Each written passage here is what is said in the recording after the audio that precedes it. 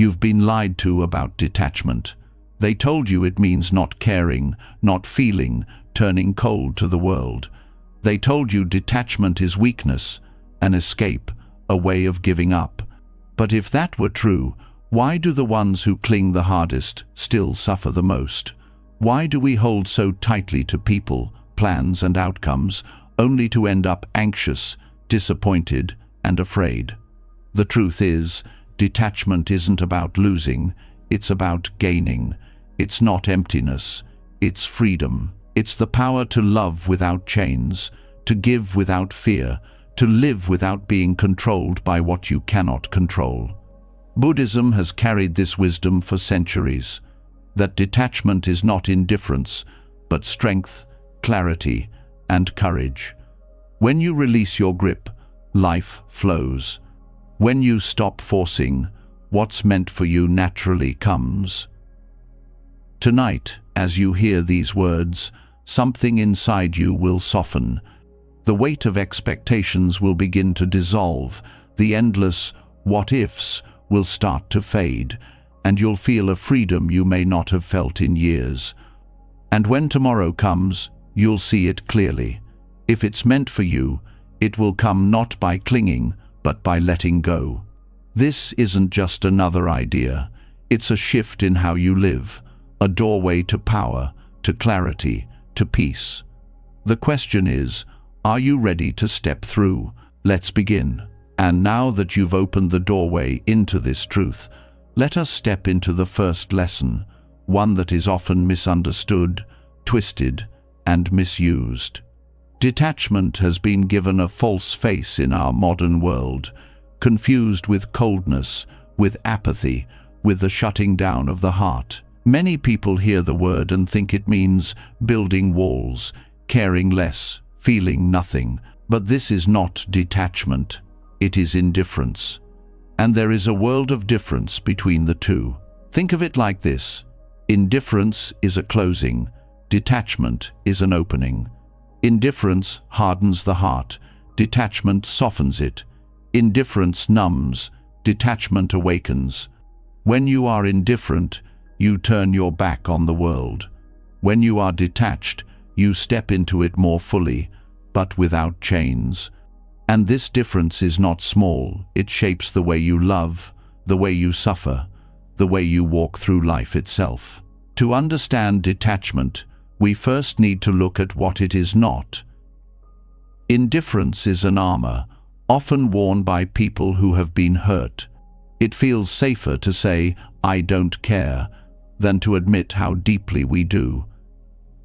Indifference shuts down the flow of life, convincing you that feeling nothing is the solution. But here is the tragedy.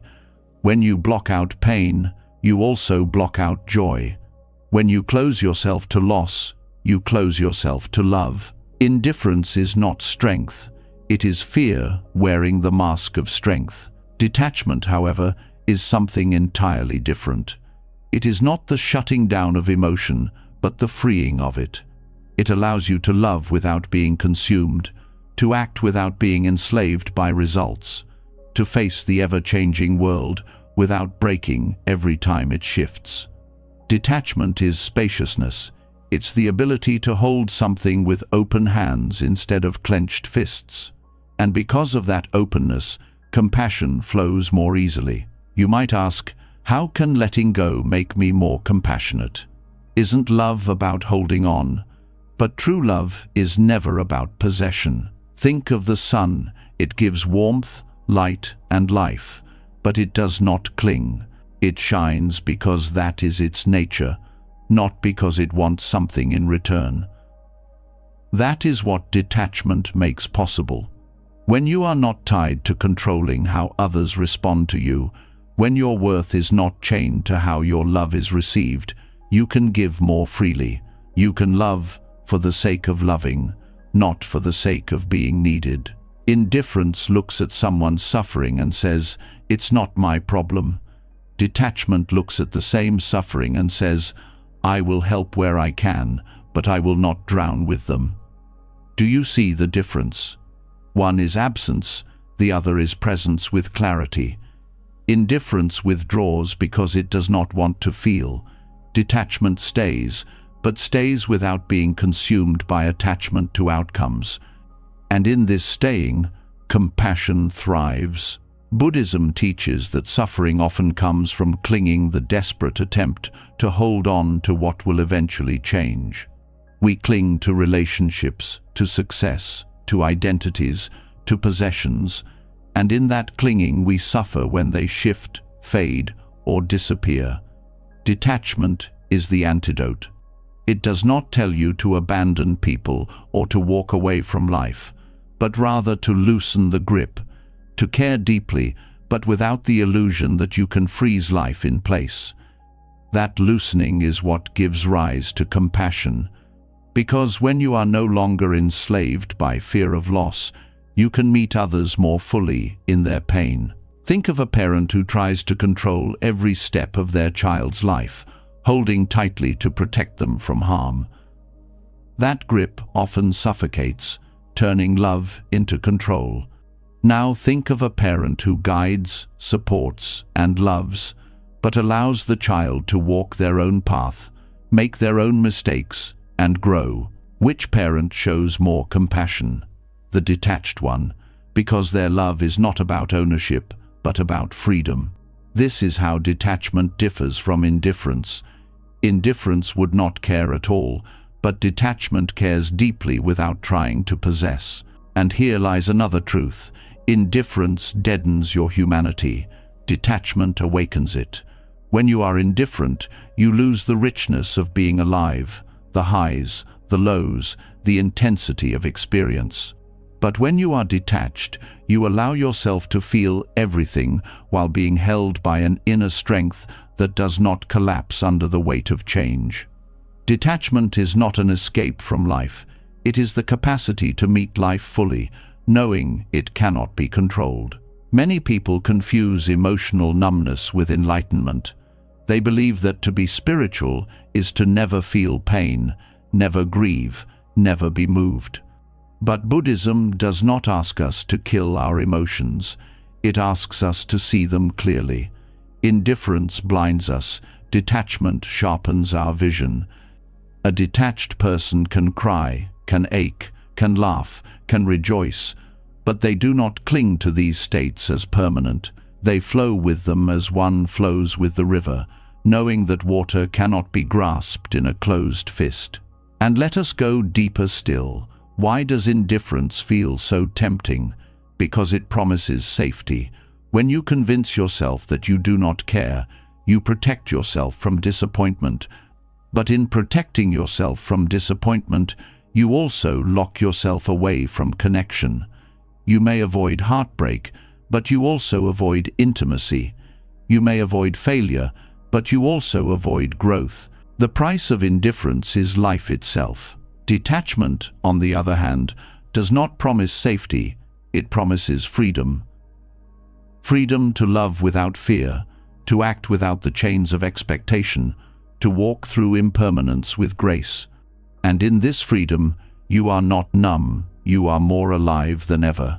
Compassion arises from this freedom because you can meet someone's pain without trying to control it, without needing to fix it for your own comfort.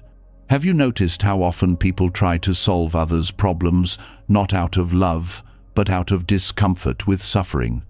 Indifference ignores suffering.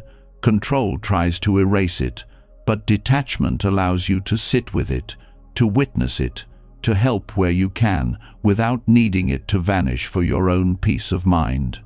This is why detachment and compassion are inseparable. Buddhism calls this quality karuna, compassion that arises from wisdom. And the wisdom is this: all things change. When you understand this truth, you no longer cling to fixing the unfixable. You love, you help, you serve, but you release the need for the world to bend to your will. This is detachment in its purest form, not coldness, not escape, but a union of clarity and kindness. Indifference creates distance. Detachment creates closeness without chains. When you are indifferent, people feel unseen. When you are detached, people feel free. And in that freedom, love flourishes. Because what is love, if not the ability to want the best for another without needing to own them? Think of a friend who listens without judgment, who supports you without needing you to change, just to make them comfortable. That friend is detached, not indifferent. Their care is unconditional, not based on their own attachment to outcomes. Compare that to someone who withdraws because they don't want to get involved. That is indifference, and it leaves you feeling abandoned. Life offers us endless chances to practice this difference. In work, detachment allows us to give our best without being crushed by failure or swollen by success. In love, detachment allows us to cherish someone fully without fearing their loss as the end of our world. In personal growth, detachment allows us to strive without despair when progress is slow. Indifference, however, poisons all these areas, making us withdraw, give up, or disconnect. So the question becomes, how do we practice true detachment rather than slip into indifference? The answer lies in awareness. The moment you find yourself saying, "I don't care," ask if that is truth or armor. Ask if you are closing because you are afraid to feel. Detachment does not fear feeling, it allows feeling without ownership. Awareness reveals the motive behind your stance, and in that revelation, you can choose differently. It also lies in remembering impermanence. When you accept that everything shifts, you stop grasping to hold it still. Indifference says, "I will not feel, so I will not suffer." Detachment says, "I will feel fully, knowing that both joy and pain will pass." That acceptance is the ground of compassion, because only when you accept impermanence can you meet others where they are, without trying to drag them into your illusion of control. And so, detachment is not a wall but a doorway. It opens you to deeper love, deeper clarity, deeper connection. It allows you to live without being broken by every change, and yet it keeps your heart open to every experience. Indifference builds walls to protect itself from life. Detachment opens its arms and says, "I cannot control you, but I can walk with you." This subtle difference changes everything. It is the difference between a life half-lived and a life fully embraced, between fear disguised as strength and strength born of wisdom, between emptiness of heart and fullness of spirit. And once you see this difference, you can never confuse them again. And once you see the difference between detachment and indifference, a new question rises to the surface, one that quietly shapes the way we live. If we are not meant to cling, then what becomes of our actions? Do our choices still matter if we let go of the results? This is where the wisdom of karma and detachment comes alive, teaching us that what we do carries weight, yet the freedom lies in not owning the outcome. There is often a misunderstanding about karma, as if it was some kind of cosmic punishment or reward system, handing out prizes for good behavior and punishments for mistakes. But karma is not a judge in the sky. It is the simple law of cause and effect, the ripple created by every thought, word, and action. Just as dropping a stone into water creates waves, every choice we make carries consequences. This is not a threat, it is a description of reality. And here is where detachment enters, to act with clarity, to give your best effort, to plant seeds with care, but to release the need to control when or how they grow. The problem begins when we mix karma with attachment. We want our efforts to bear fruit according to our timeline, our preferences, our vision of how life should unfold. We tell ourselves, if I work this hard, I must succeed. If I love this much, I must be loved back. If I do good deeds, life must reward me with ease. And when the outcome does not match the story we built, suffering rushes in.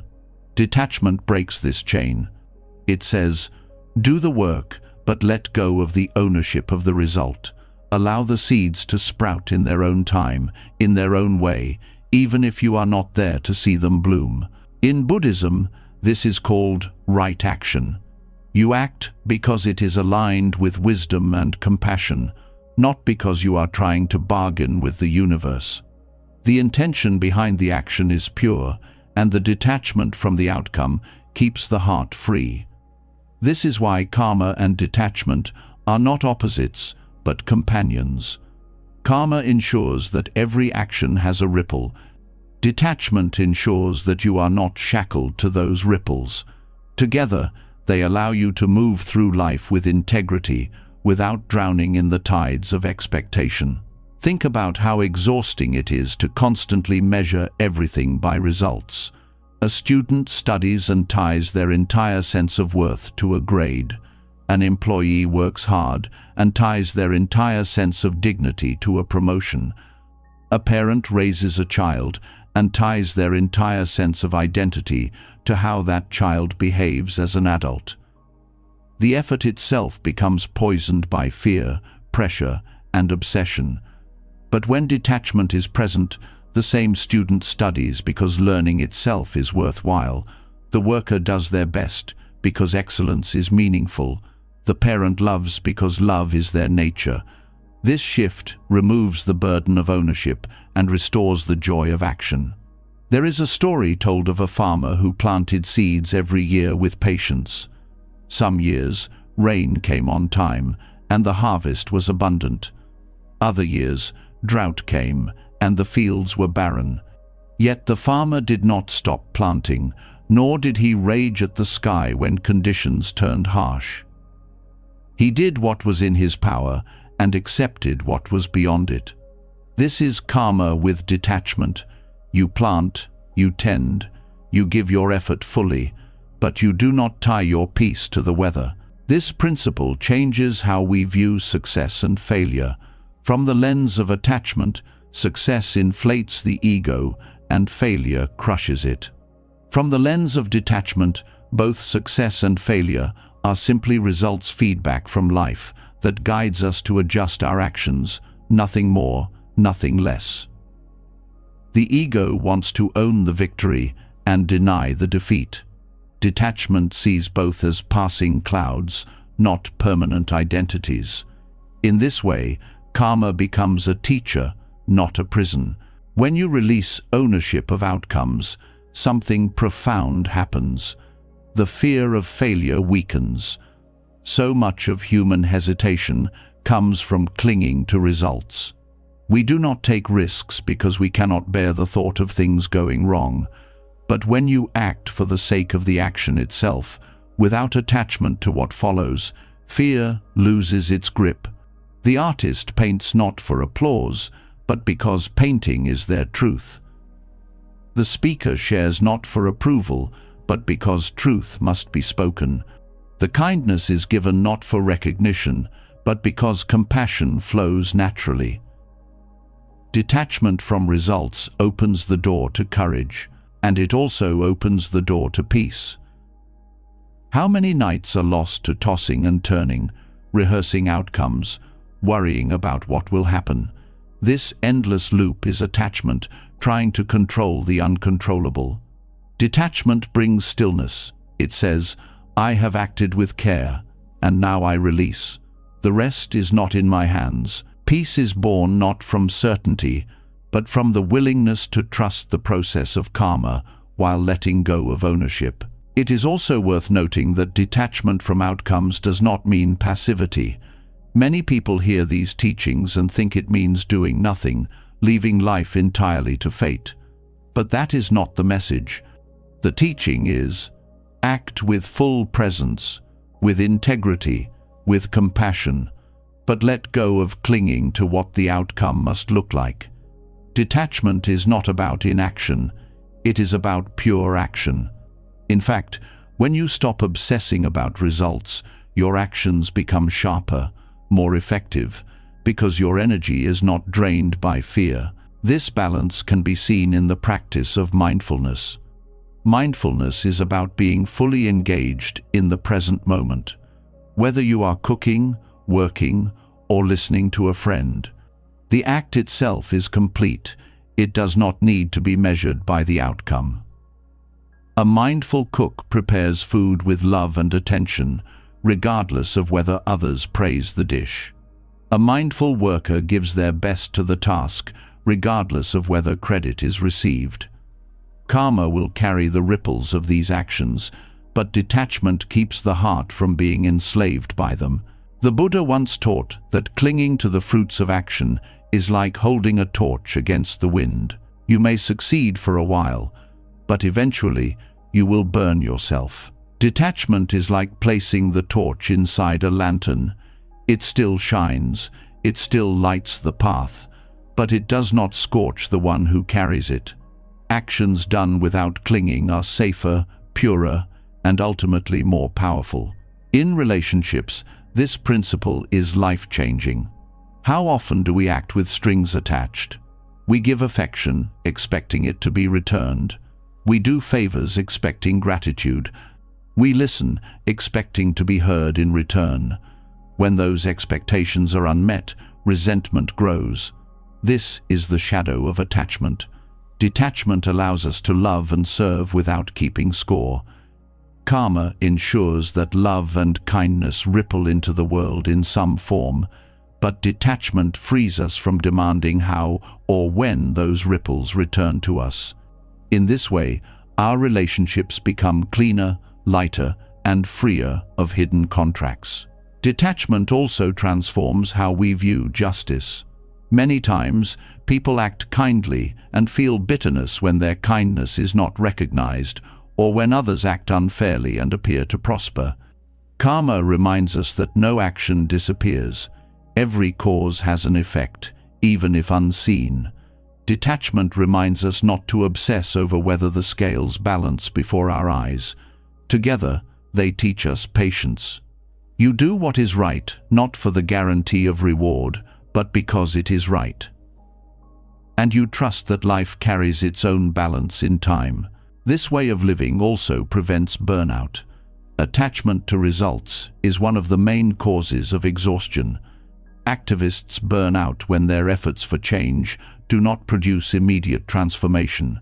Workers burn out when years of effort do not yield the recognition they hoped for.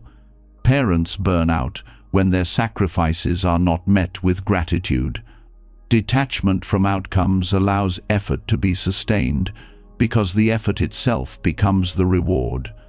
You act from alignment with values, not from the hunger for results. And this alignment has its own energy, a renewable source that does not run dry. The harmony of karma and detachment is also deeply practical in daily life. Consider someone planting a garden. They choose the soil carefully, water regularly, tend the plants with patience. That is karma, cause and effect in action. But they also know that rain, sun, and seasons play their part. To demand that the flower bloom today, on their terms, would only bring frustration. To do the work and trust nature is detachment. And when the flower finally blooms, they rejoice without saying, "It bloomed only because of me." They honor both their effort and the forces beyond their control. This practice brings humility. When you are attached to outcomes, you take ownership of everything. I alone caused this success. I alone am responsible for this failure. But the truth is more complex. Countless factors play into every result.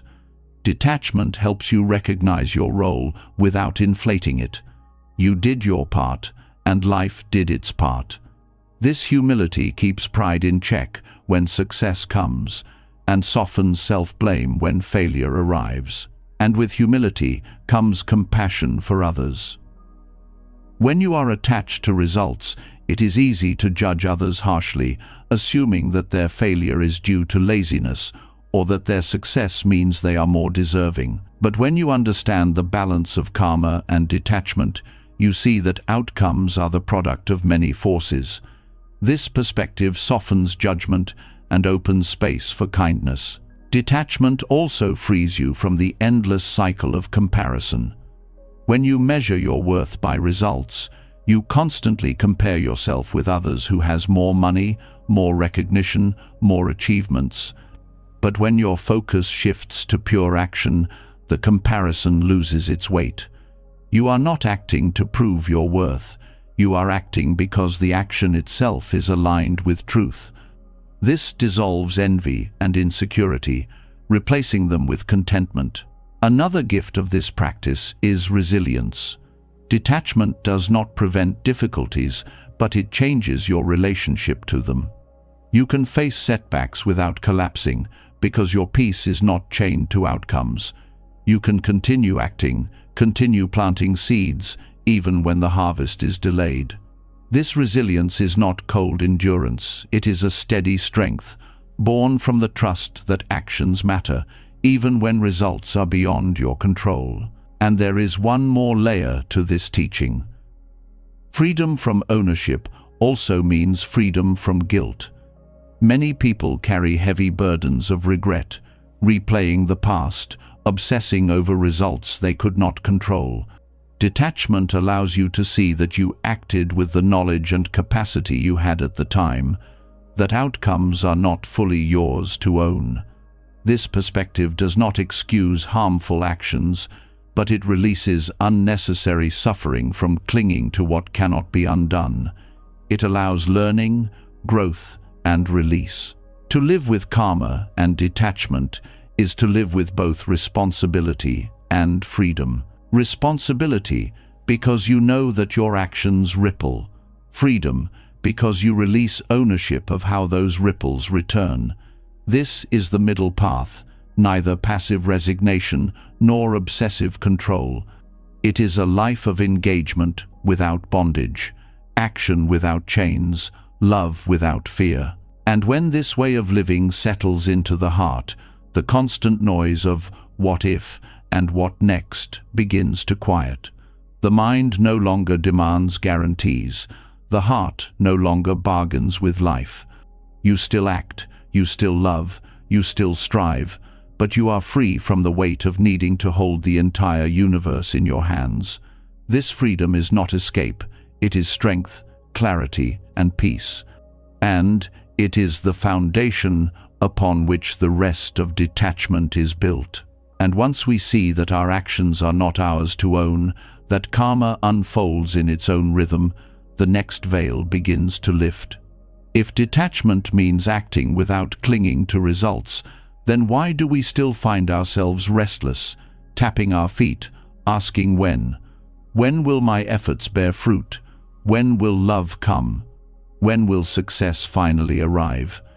This obsession with timing becomes its own chain, a silent form of attachment that robs us of peace even when we are doing everything right.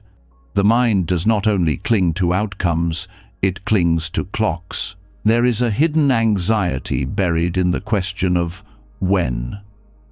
It whispers that life is not moving fast enough, that we are falling behind, that something is missing until the future delivers what we crave. And yet the future never arrives in the way we demand. We create timelines in our heads and then measure our worth against them. At this age, I should be married. At this stage, I should be wealthy.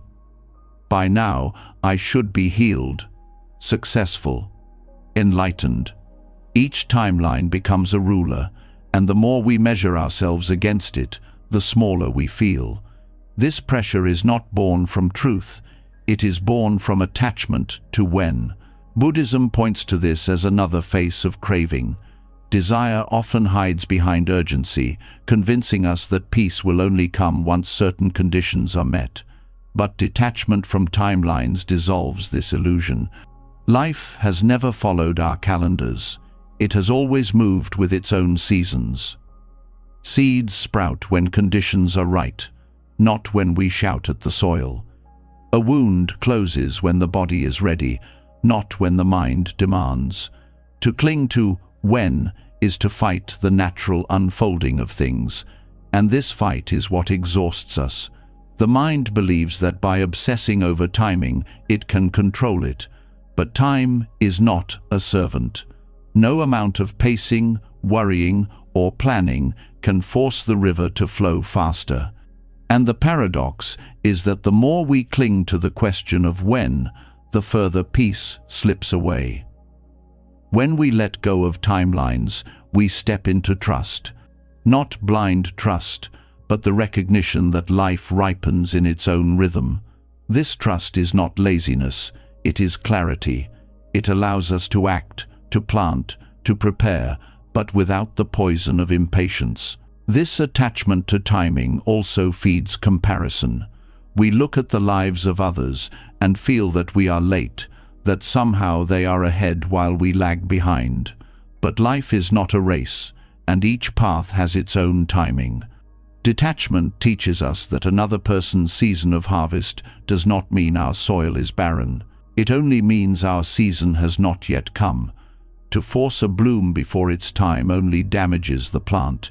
In the same way, to force ourselves into a timeline that does not belong to us only creates pain. When we release the grip on when, something surprising happens. We begin to notice the present. All the waiting, all the rushing blinds us to what is already here. The obsession with the future steals the richness of now. Detachment from timelines returns us to the only place we can actually live the present moment. And in this moment, we often discover that the peace we were waiting for is already available, if only we stop demanding that life move faster. There is also a subtle arrogance hidden in timeline attachment. We assume that we know the perfect schedule for our lives, that we can map out the exact order of events that will make us whole. But how many times have delays and detours turned out to be blessings? How often has what we thought was too late turned out to be exactly right? Detachment humbles us. It reminds us that life's timing often carries a wisdom greater than our own. To release when is to bow to this wisdom, to stop demanding and start listening. This is not to say that waiting is easy. The human heart feels the ache of longing, the sting of delay. Detachment does not deny these feelings. It allows them without letting them become chains. It says, "Yes, I feel the hunger for what is not yet here, but I will not let this hunger poison the meal that is already on my table. I will walk forward, I will keep planting, but I will not be enslaved by impatience." This balance keeps hope alive without turning it into despair. The pressure of timelines also shows up in healing. We tell ourselves that by a certain time we should be over our grief, over our heartbreak, over our mistakes. But the heart has its own clock. To detach from timelines in healing is to give space for wounds to close naturally, without judgment. Forcing speed only deepens the cut. Allowing time without clinging gives rise to gentleness, which is itself part of healing. In spiritual practice, timeline attachment becomes another trap. We want enlightenment quickly, transformation immediately, wisdom on demand. But awakening is not a goal to be achieved by a deadline. It is a process of unfolding. Detachment from timing is essential here, because the very desire for quick results feeds the ego we are trying to dissolve. A flower does not bloom because it is impatient, it blooms because it is ready. In the same way, clarity comes when the conditions are right, not when we demand it. When we free ourselves from timelines, life becomes lighter. Instead of chasing the next milestone, we find joy in the step we are already taking.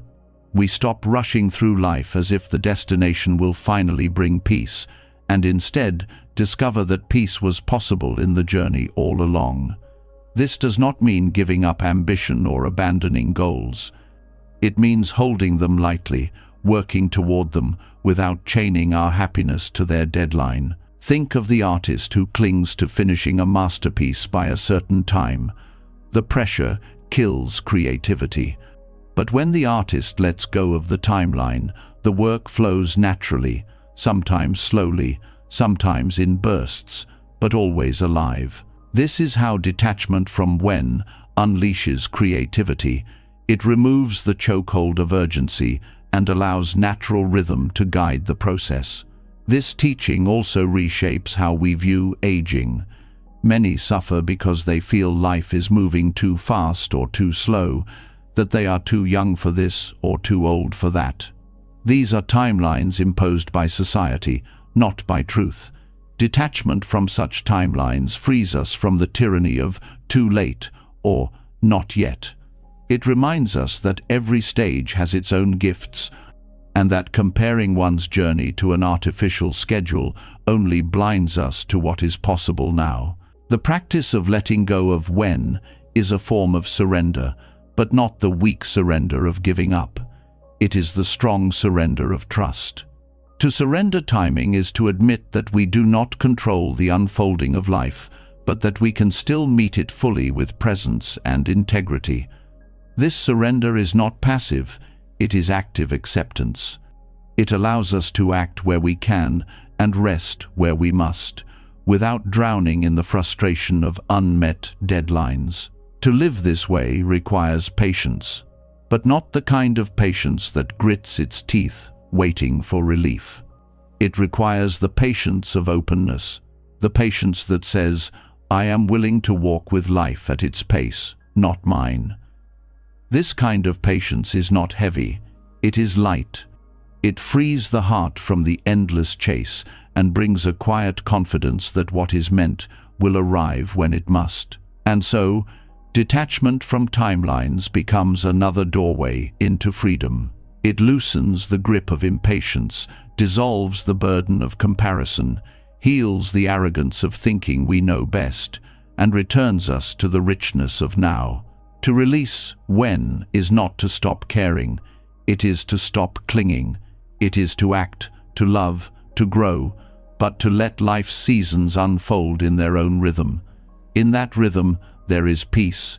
In that rhythm, there is freedom. And in that rhythm, there is the quiet truth that what is meant for you will never miss you, and what is not meant for you will never stay, no matter how much you chase. When this truth sinks in, the restless question of when begins to dissolve, and with it, the endless weight of urgency. What remains is a quieter way of living, steady, open, and free. And once the grip of timelines loosens, another subtle layer of attachment begins to reveal itself, one that hides even deeper than impatience. It is the constant pull of desire, the restless craving that whispers that life will only be complete once we finally have what we want. Desire itself has been painted as the enemy of peace, as though wanting automatically makes us weak or unspiritual. But Buddhism does not simply dismiss desire as something to kill or escape. It sees it as a mirror, a guide, a teacher that can point us toward the attachments we cannot yet see. To walk the path of detachment, we must learn not to hate desire, but to listen to it. Desire has a voice, and it often speaks louder when we resist it. The moment you say to yourself, I should not want this, the wanting grows stronger. This is why repression never brings freedom. It only buries desire where it festers. The wiser approach is to meet it directly and ask, what is this longing revealing? What hidden need lies beneath it? In this way, desire becomes a teacher, not an enemy. When we look closely at what we crave, we begin to uncover the invisible chains of attachment that keep us restless. Think of someone longing endlessly for recognition. The desire itself is not evil. It points to a deeper attachment to self-worth being tied to others' approval. The desire for recognition becomes the teacher, showing where freedom is lacking. Or consider the desire for control in relationships. That craving reveals the fear of abandonment or betrayal that lies unexamined. Without desire exposing these wounds, they remain hidden. In this way, unmet desires act like lanterns, lighting up the corners of the mind where attachment quietly resides. The danger comes when we mistake the surface desire for the solution. We chase money believing it will bring security, but the real need is for safety within ourselves. We chase beauty believing it will bring love, but the deeper desire is to feel seen and valued. We chase power believing it will bring freedom, but the hidden craving is to escape vulnerability. Each desire is like a signpost pointing to the root attachment beneath. If we only follow the sign without looking deeper, we become lost in endless craving. If we pause and study the sign, we find the doorway to growth. Buddhism teaches that desire, or tanha, is one of the causes of suffering because it binds us to the illusion that fulfillment lies outside of us. But this teaching is not meant to demonize desire. It is meant to show us that the energy of desire can be transformed. When desire is seen clearly, it becomes wisdom. The fire of craving, when understood, becomes the light of awareness. The very thing that once enslaved us becomes the key to freedom, if we are willing to look honestly at what it reveals. This way of seeing changes how we respond to frustration.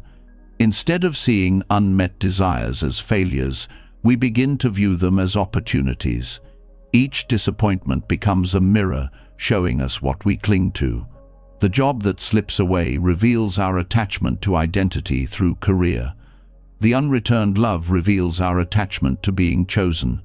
The delayed success reveals our attachment to external validation. These unmet desires are not punishments, they are lessons. They strip away illusions so that we can see the truth of where we are still bound. There is also a tenderness in this teaching. When we realize that desire is a teacher, we stop shaming ourselves for wanting. Too often, spirituality is twisted into self-rejection, telling us that any longing is weakness, but to want is human.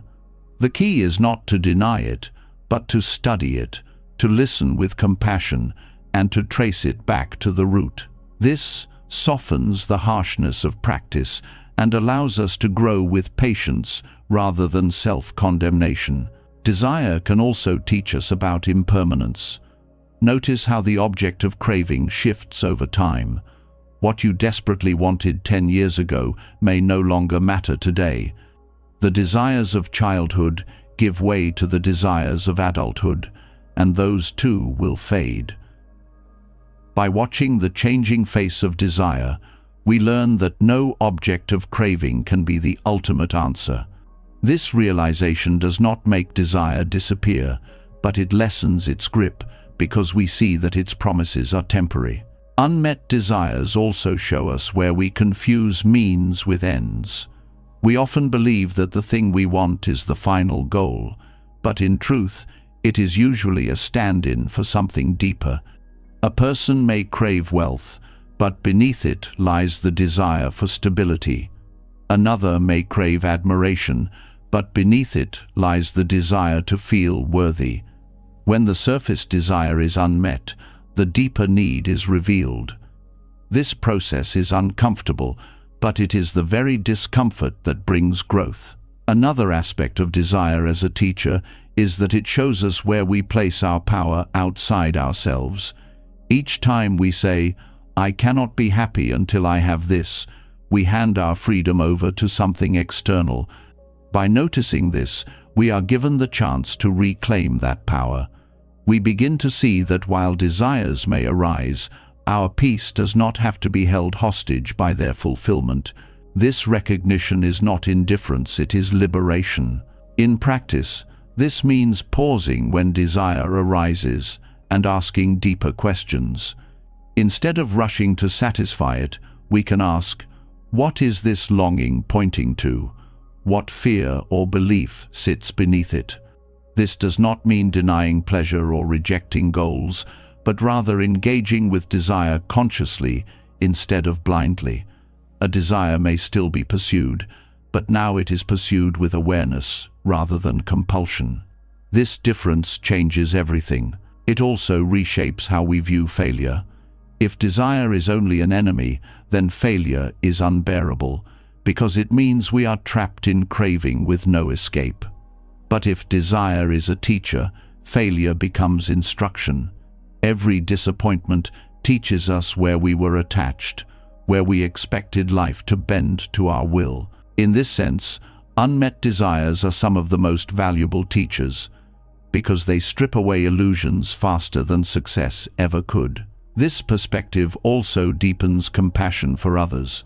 When we see that everyone's desires are pointing to hidden attachments and unmet needs, we stop judging people for what they want.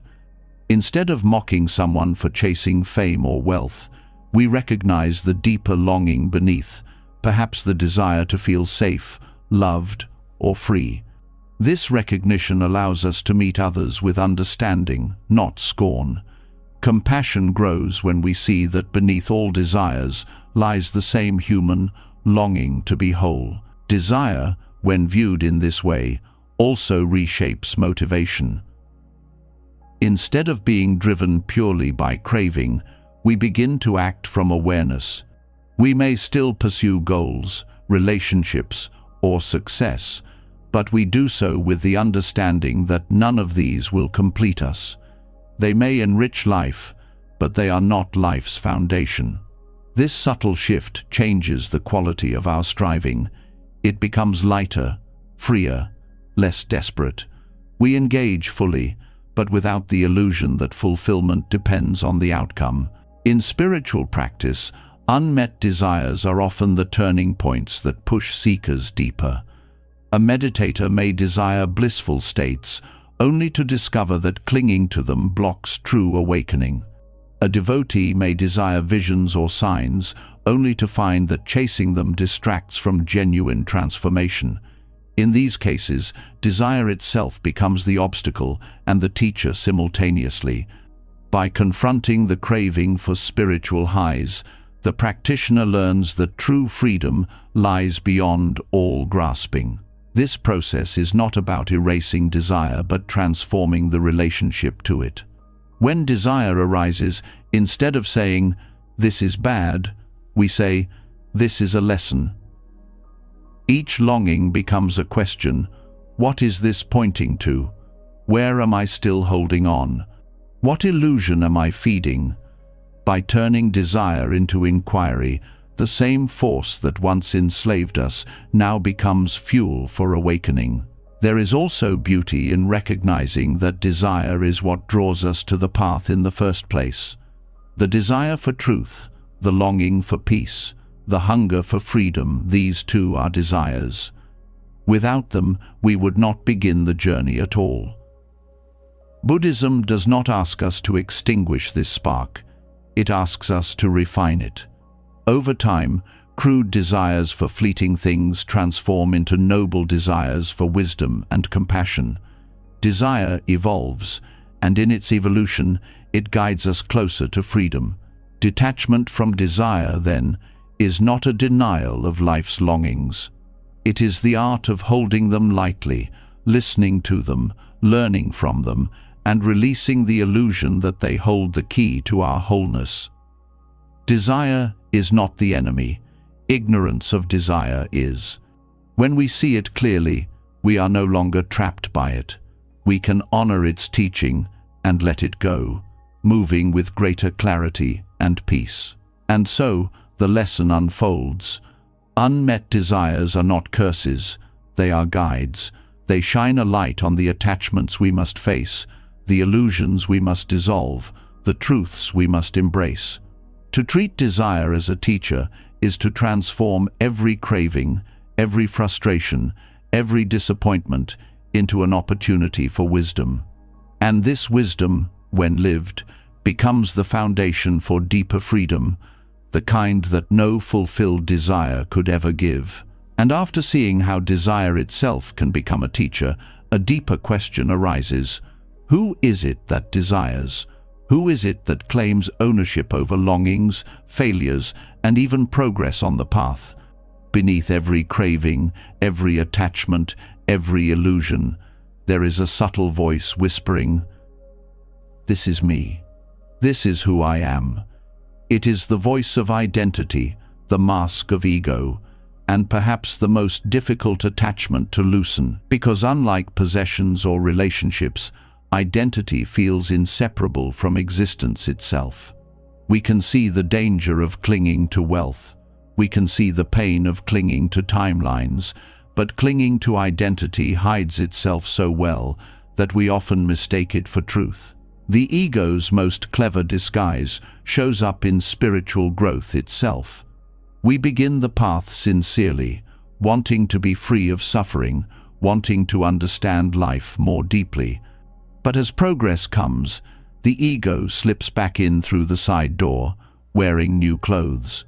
Instead of "I am wealthy" or "I am successful," it becomes "I am wise," "I am spiritual," "I am enlightened." What once seemed like freedom quietly transforms into another chain, gilded in the language of awakening. This is why detachment from identity is perhaps the highest and most subtle practice of all. To understand why identity clings so tightly, we must first see how the mind builds it. Identity is constructed from stories, the narrative that says, "This is who I am." These stories can be about achievements, failures, roles, beliefs, or labels. They can be external, like "I am a teacher, a parent, a healer," or internal, like "I am strong, I am broken, I am spiritual." None of these stories are inherently harmful, but the problem comes when we cling to them as absolute. When life contradicts them, suffering begins. If you are attached to being wise, every mistake becomes a threat. If you are attached to being compassionate, every moment of anger becomes shame. The identity itself becomes the prison. In spiritual practice, this is even more deceptive, because the labels feel noble. To call oneself spiritual or awakened seems harmless, even inspiring, but the more tightly we cling to these identities, the more subtle pride and fear grow. Pride arises in comparison. "I am more awakened than others." Fear arises in insecurity. "What if I lose my progress? What if people no longer see me as spiritual?" Both pride and fear reveal attachment. The self-image of being spiritual becomes a burden rather than a liberation. Detachment from identity does not mean erasing individuality. It means loosening the grip on the stories we tell ourselves, recognizing that they are temporary roles, not permanent truth. Just as we outgrow clothes, we outgrow identities. But when we cling to them, we refuse to grow. The irony is that in the name of growth, many people become stuck in the identity of the one who grows. In chasing spirituality, they cling to the image of being spiritual and block the very freedom they seek. The Buddha warned against this subtle trap, calling it Sakkaya Ditthi, the view of self. He taught that suffering continues as long as we cling to I, me, mine. Even the attachment to "I am awakened" is still a form of bondage. True detachment is the release not only of objects and desires, but of the very sense of self that clings to them. Without this release, even spiritual practice becomes another possession. One way to see this clearly is to notice how identity reacts when threatened. If someone questions your beliefs, do you feel defensive? If someone doubts your wisdom, do you feel anger? These reactions reveal the tightness of attachment. When identity is held loosely, challenges are not threats, they are opportunities. When identity is clung to, every challenge feels like an attack on existence itself. Detachment from identity transforms criticism into learning, failure into growth, and uncertainty into openness. There is also a hidden exhaustion in clinging to identity. To constantly maintain the story of who you are requires effort. If you are attached to being kind, you must suppress anger at all costs. If you are attached to being strong, you must hide weakness from others. If you are attached to being spiritual, you must constantly perform wisdom. This performance becomes heavy because it is driven by fear of being exposed as something else. Detachment lightens this weight by allowing you to simply be, without the burden of maintaining an image. This detachment is not about indifference to growth, but about sincerity. When you are detached from the identity of being spiritual, you can engage in practice honestly, without needing to prove anything. You meditate because it brings clarity, not because it makes you appear enlightened. You act compassionately because compassion flows, not because you want others to call you kind. Detachment purifies motivation, stripping away the ego's disguise. It also brings humility. Identity clings to comparison: who is ahead, who is behind, who is superior. Detachment dissolves this need to measure.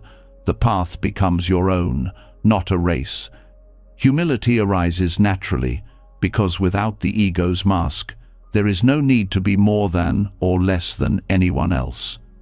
The journey becomes about truth, not about image. Detachment from identity also reveals the fluidity of self. When we stop clinging, we begin to see that identity is not fixed, but shifting. You are not the same person you were yesterday, nor will you be the same tomorrow.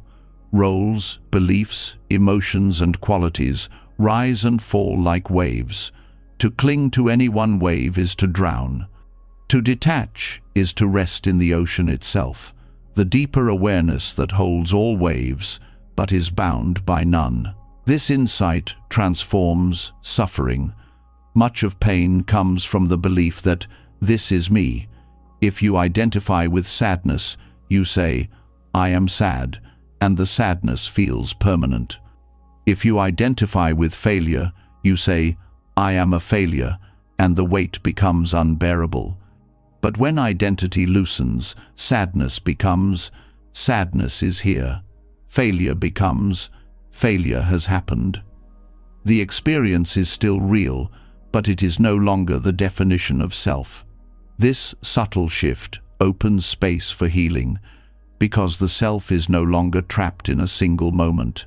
The danger of ego disguised as spirituality is that it blocks this shift. Instead of dissolving identity, it replaces one mask with another. The mask of wisdom, the mask of purity, the mask of enlightenment. These masks can be harder to drop than worldly ones because they seem virtuous, but they are still masks, and they still bind. True detachment requires the courage to even let go of the identity of being someone who has let go. This courage is not small. To loosen identity feels like death, because the ego whispers that without it, nothing remains. But what actually falls away is not life, but illusion. What remains is awareness itself, the witness that has always been present, beyond all roles and labels. To rest in this awareness is the essence of detachment from identity. It is not nothingness, but spaciousness, not absence, but freedom. And here lies the paradox. Only when we release the need to be spiritual do we embody true spirituality. Only when we stop clinging to the image of awakening do we awaken.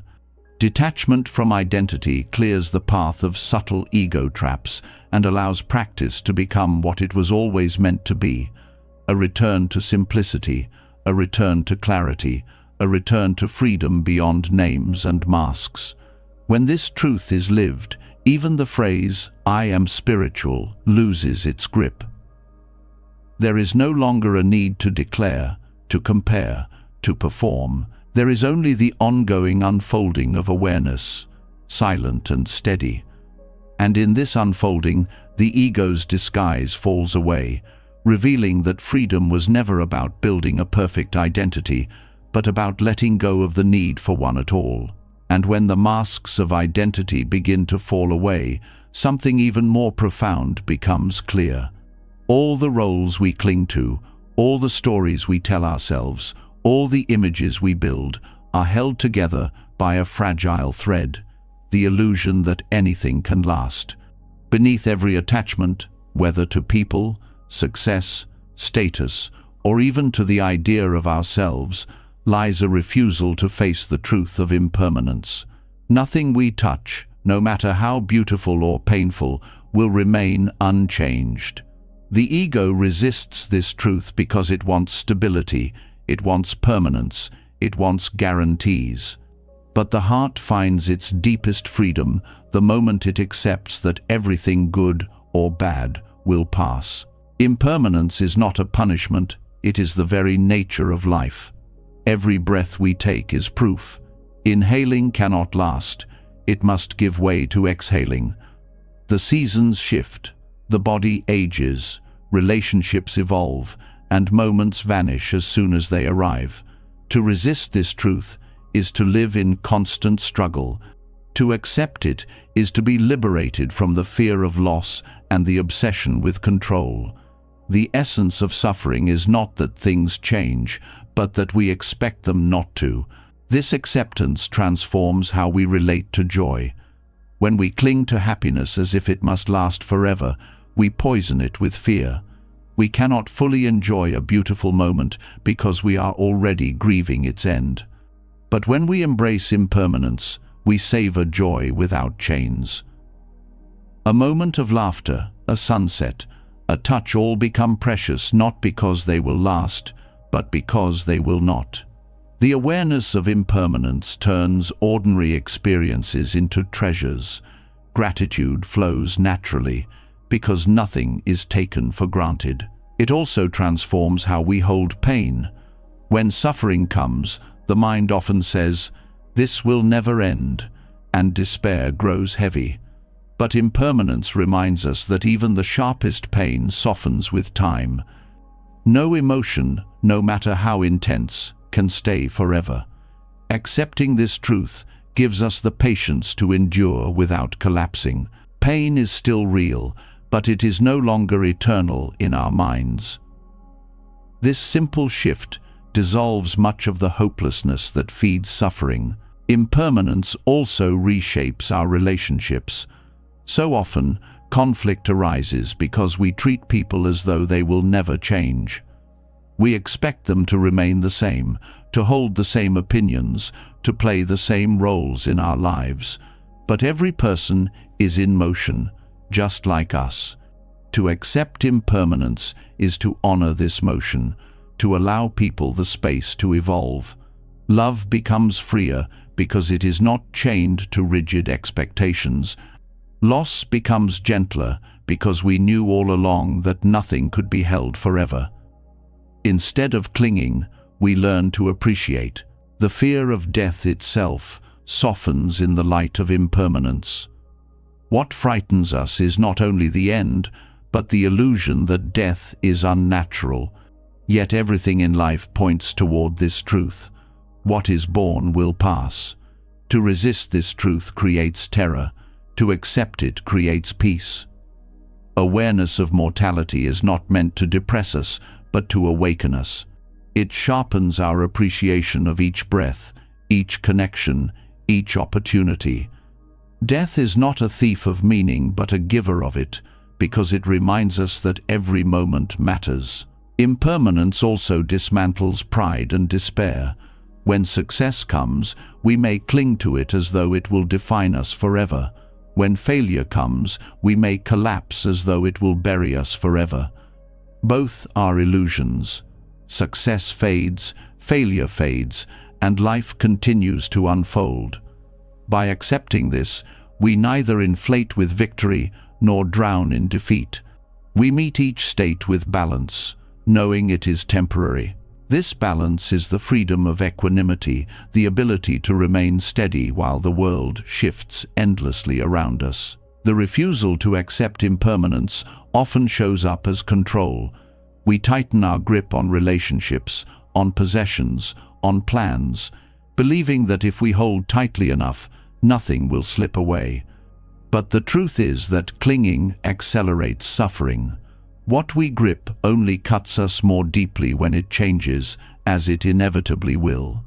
Acceptance of impermanence teaches us to hold life gently, like holding water in open hands.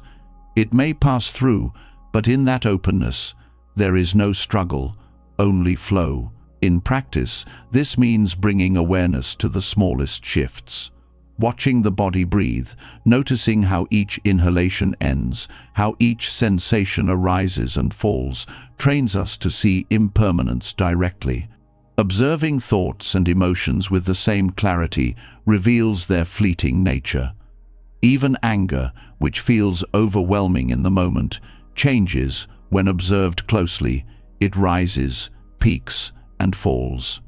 Through this practice, the truth of impermanence stops being a theory and becomes lived experience. Impermanence also teaches forgiveness. Grudges live on the belief that someone will always be the same person who hurt us.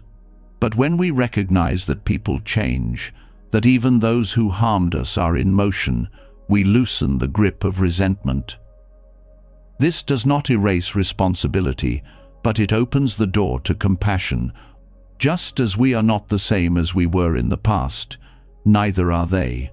Acceptance of impermanence allows us to release the frozen image we hold of others and find peace in letting go. It also inspires courage. Many people delay their dreams, believing there will always be more time. But impermanence reminds us that time is not guaranteed. This awareness does not make life heavier, it makes it urgent in a sacred way. We speak the words of love while there is still time. We pursue the paths that matter while we can. We savor the moments available rather than postponing them for an uncertain future. Acceptance of impermanence is a call to live fully, not someday, but now. Even our spiritual practice deepens when we embrace impermanence. Meditation becomes not about reaching some final, permanent state, but about resting in the ever-changing flow of experience. Insight grows because we stop resisting change and begin observing it with clarity. This opens the door to wisdom, because wisdom is nothing more than seeing reality as it is. And reality is impermanent. The liberation in impermanence is not about abandoning life, but engaging it more fully. When you know that everything passes, you stop wasting energy trying to freeze it. You allow joy to be joy without fearing its end. You allow grief to be grief without believing it will destroy you. You allow love to be love without trying to own it forever. This is freedom not from change, but through change. And in this freedom, a profound gratitude arises. Every sunrise becomes a gift because you know it will not last. Every embrace becomes sacred because you know it cannot be repeated in exactly the same way. Every breath becomes precious because you know it is one less in the span of a life. Gratitude is born from the awareness that nothing is owed and nothing is permanent. To accept impermanence is to finally align with the truth of existence. It does not mean we stop feeling joy or sorrow. It means we stop resisting their flow. It does not mean we stop loving. It means we stop demanding that love remain unchanged. It does not mean we stop striving. It means we stop attaching to results as permanent. This acceptance is not resignation, it is liberation. Because only when we stop fighting change do we discover the stillness that has always been present beneath it. And so the practice becomes simple but profound. Notice change, honor it, release the illusion of permanence, and rest in the freedom that follows. In this freedom, life is not diminished, it is intensified. Every moment, every connection, every breath becomes more radiant, because we finally understand how fragile, fleeting, and sacred it truly is. And as the truth of impermanence settles deeper into the heart, a new question rises that strikes at the center of human experience. How do we love in a world where nothing lasts? If everything changes, if people come and go, if even the most cherished bonds cannot be held forever, how do we open ourselves to love without being shattered by loss? This is where the wisdom of non-attachment in relationships begins to shine. It does not mean withholding love, nor does it mean keeping others at a distance. It means loving fully, with depth and sincerity, while honoring the freedom and impermanence of the other. Attachment in relationships often masquerades as devotion. We tell ourselves that to cling tightly is proof of love, that jealousy is a sign of care, that control is a form of protection. Yet these patterns do not arise from love, they arise from fear. Fear of loss, fear of rejection, fear of change. The heart believes that if it holds tightly enough, it can freeze love in place. But this grasping suffocates the very thing it longs to preserve. Non-attachment, by contrast, allows love to breathe. It is the open hand instead of the clenched fist, the willingness to cherish without owning, the courage to be present without demanding permanence. When love is entangled with possession, it becomes conditional. We begin to measure the other by how well they meet our needs, how closely they align with our expectations. In this way, the relationship stops being a meeting of two free beings and becomes a contract of control. But non-attachment reveals a different way. It says, "I love you not because you fulfill my conditions, but because love flows freely. I do not demand that you remain the same or that you exist solely to satisfy me. I honor your freedom as much as my own. In this honoring, love grows stronger, not weaker." This principle dismantles the illusions of ownership. We often speak of partners as my husband, my wife, my friend. These words are convenient, but they conceal a dangerous belief that another person can be possessed like an object. The truth is that no one belongs to us. People are not property, they are living, changing beings. Non-attachment does not deny closeness, it enriches it by removing the chains of ownership. To say "I love you" with non-attachment means I celebrate your presence, but I do not own your being. Non-attachment in relationships also dissolves jealousy. Jealousy thrives on the belief that love is a scarce resource, that if someone else receives affection, we will have less. But true love is not diminished by sharing, it expands. When we practice non-attachment, we see that the love we give and the love others receive are not in competition. This perspective loosens the grip of insecurity and allows us to trust more deeply. Trust becomes less about guarantees of permanence and more about the freedom to choose one another again and again in the present moment. At its core, non-attachment is about presence. When we cling to permanence, we miss the beauty of what is unfolding now.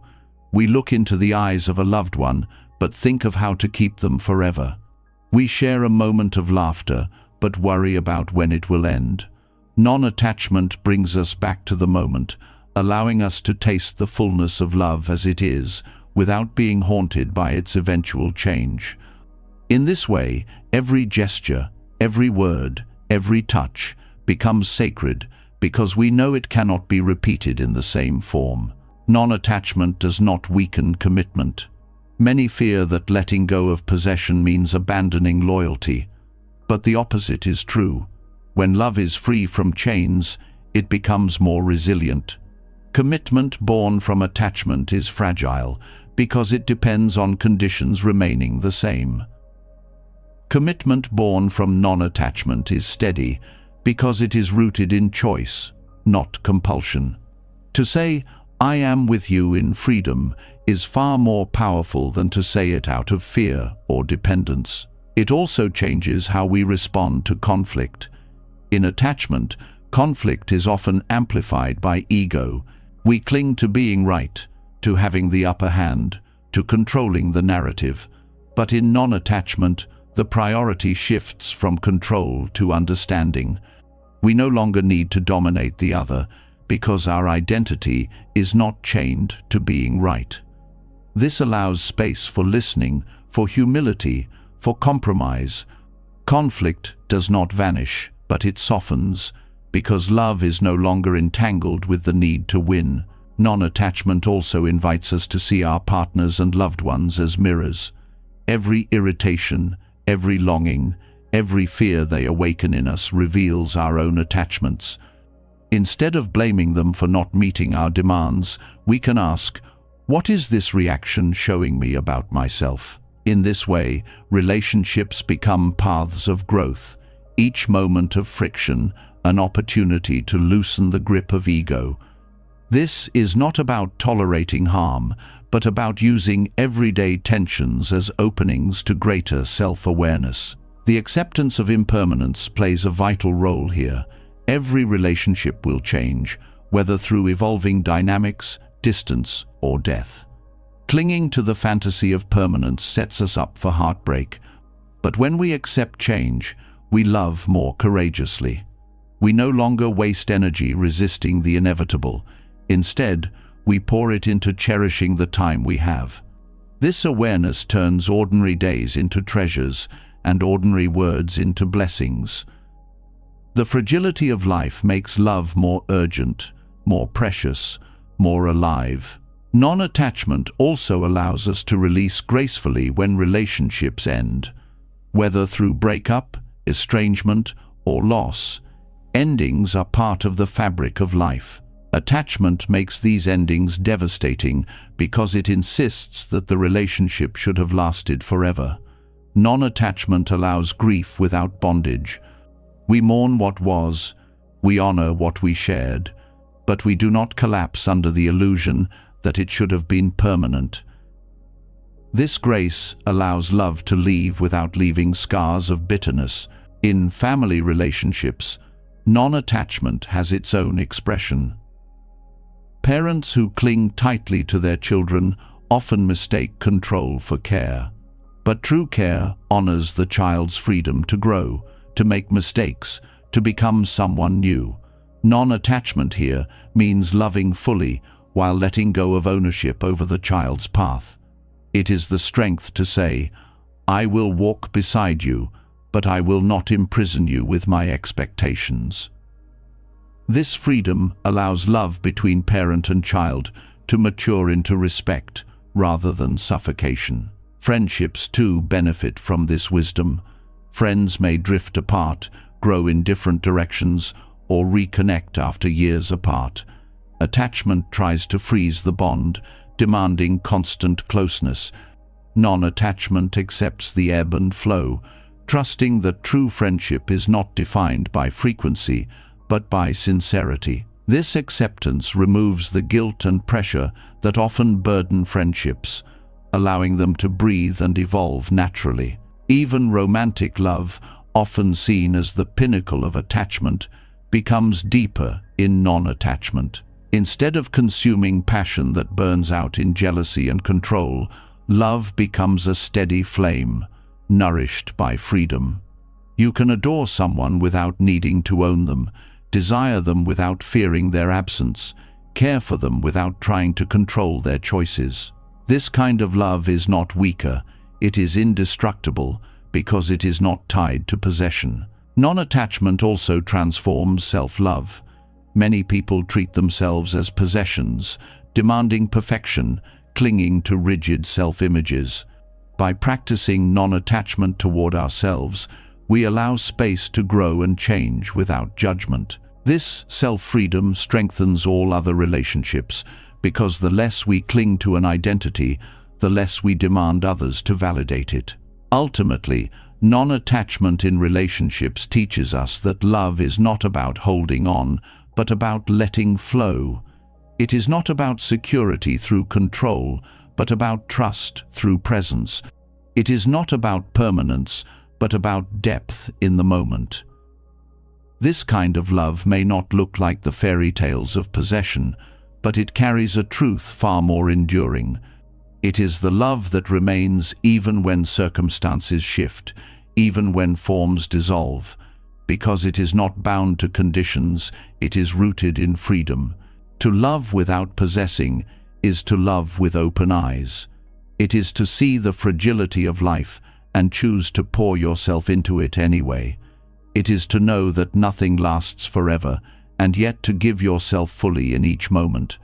This is not lesser love, it is greater love, purified of fear and control. It is the love that heals, the love that liberates, the love that does not bind but sets free. And in this freedom, love reaches its truest form. And after discovering the freedom of loving without possession, there is still a truth that refuses to be ignored. No matter how much wisdom we gather, no matter how gently we loosen our grip, life still cuts us open. Loss still comes. Disappointment still arrives. The heart still aches. It is easy to embrace detachment when things flow smoothly, but it is in suffering that the true depth of detachment is tested. Pain is not an obstacle on the path. It is often the very doorway. For many, the lessons that books cannot teach, the moments of stillness cannot reveal, suffering itself delivers with unshakable clarity. Suffering reveals what we cling to. A broken heart exposes the way we tied our worth to another's presence. Financial loss exposes the way we built our identity around stability and success. Illness exposes the way we assumed control over the body's fate. Without suffering, these attachments remain hidden, comfortably tucked away beneath routine. But when the ground is pulled out from under us, the chains rattle loudly, and we finally see what we have been gripping all along. This is why pain becomes such a powerful teacher. It forces us to confront illusions we would rather avoid. We do not want to admit that nothing lasts. We do not want to face that we cannot control others. We do not want to accept that even the body will one day fail. Yet, when suffering arrives, these truths stand before us with undeniable force. To resist them is to multiply the pain. To accept them is to begin to awaken. It is often said in Buddhist teaching that pain is inevitable, but suffering is optional.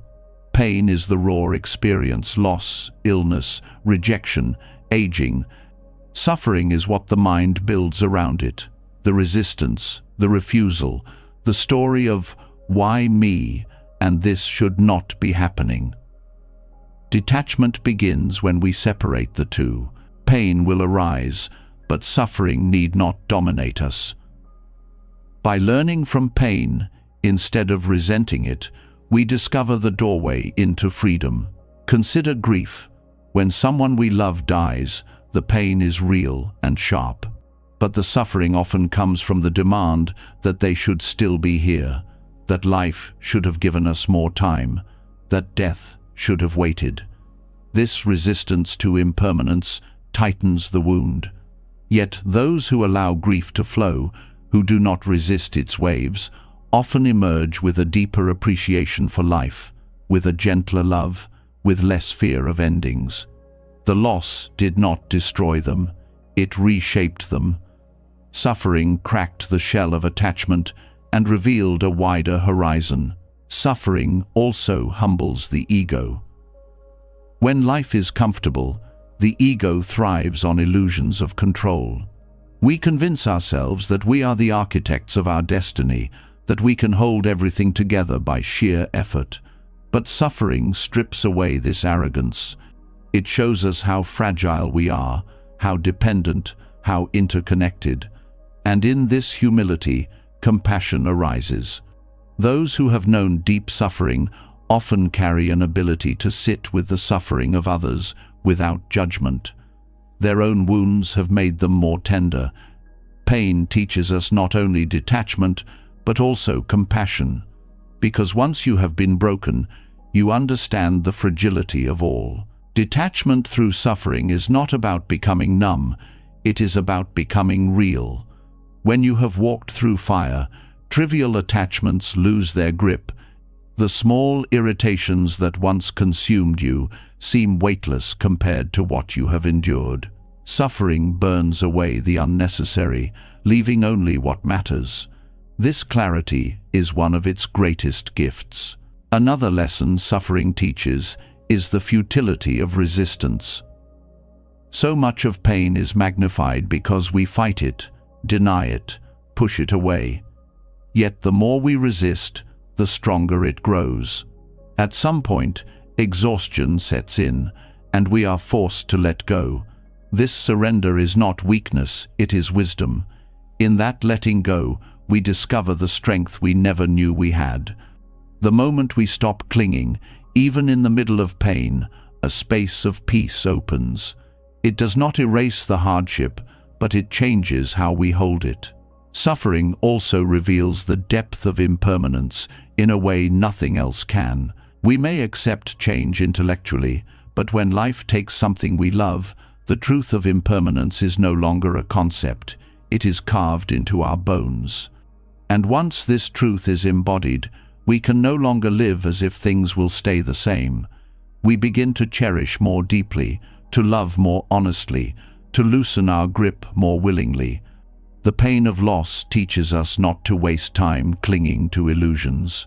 In spiritual practice, suffering often becomes the catalyst for transformation.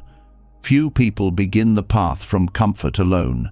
It is suffering that pushes them to seek, that cracks open the longing for truth. Illness, heartbreak, failure, these become turning points, gateways to a deeper search for meaning. Without them, many would remain asleep in routine. Suffering shocks us awake, showing us that life as we have been living it is unsustainable. This shock is painful, but it is also sacred, and yet not all who suffer awaken. Some become bitter, hardened, resentful. What makes the difference? The willingness to learn from suffering rather than resist it. Detachment turns pain into teacher, while attachment turns pain into poison. If we cling to the idea that suffering should not exist, we are consumed by it. If we open to it as a messenger, we are transformed by it. This is why Buddhism places suffering at the very beginning of the Four Noble Truths. To see suffering clearly is the starting point of liberation. The Buddha did not hide from it, nor did he glorify it. He pointed to it as reality, as the teacher that guides us toward freedom. Without suffering, detachment remains theory. With suffering, detachment becomes necessity. Suffering also teaches gratitude. When you have lost, when you have been stripped bare, even the smallest joys shine brighter. A simple meal, a kind word, a moment of stillness all become treasures. This shift in perspective is not forced. It is born from having known the opposite. In this way, suffering deepens our capacity for appreciation. It teaches us not to take for granted what is here, because we know firsthand how fragile it is. Pain also sharpens the present. When life wounds us, the past becomes heavy with regret, and the future with fear. The only place left to breathe is now. This forced presence, while uncomfortable, reveals the truth the mind often avoids, that life can only be lived in this moment. Suffering drives us back to presence, and in presence, the seeds of detachment begin to grow. In relationships, suffering often reveals the difference between attachment and love. Heartbreak shows us how much of what we called love was actually possession. Betrayal shows us how much we clung to illusions about others. Loss shows us how deeply we demanded permanence. While painful, these lessons strip away false notions of love and open the possibility of a love less bound by chains. Suffering dismantles illusions so that love can be reborn in freedom. Even the body itself teaches through pain. Illness, aging, and injury remind us that we cannot cling to youth, strength, or even health. For many, these experiences awaken detachment more powerfully than any teaching.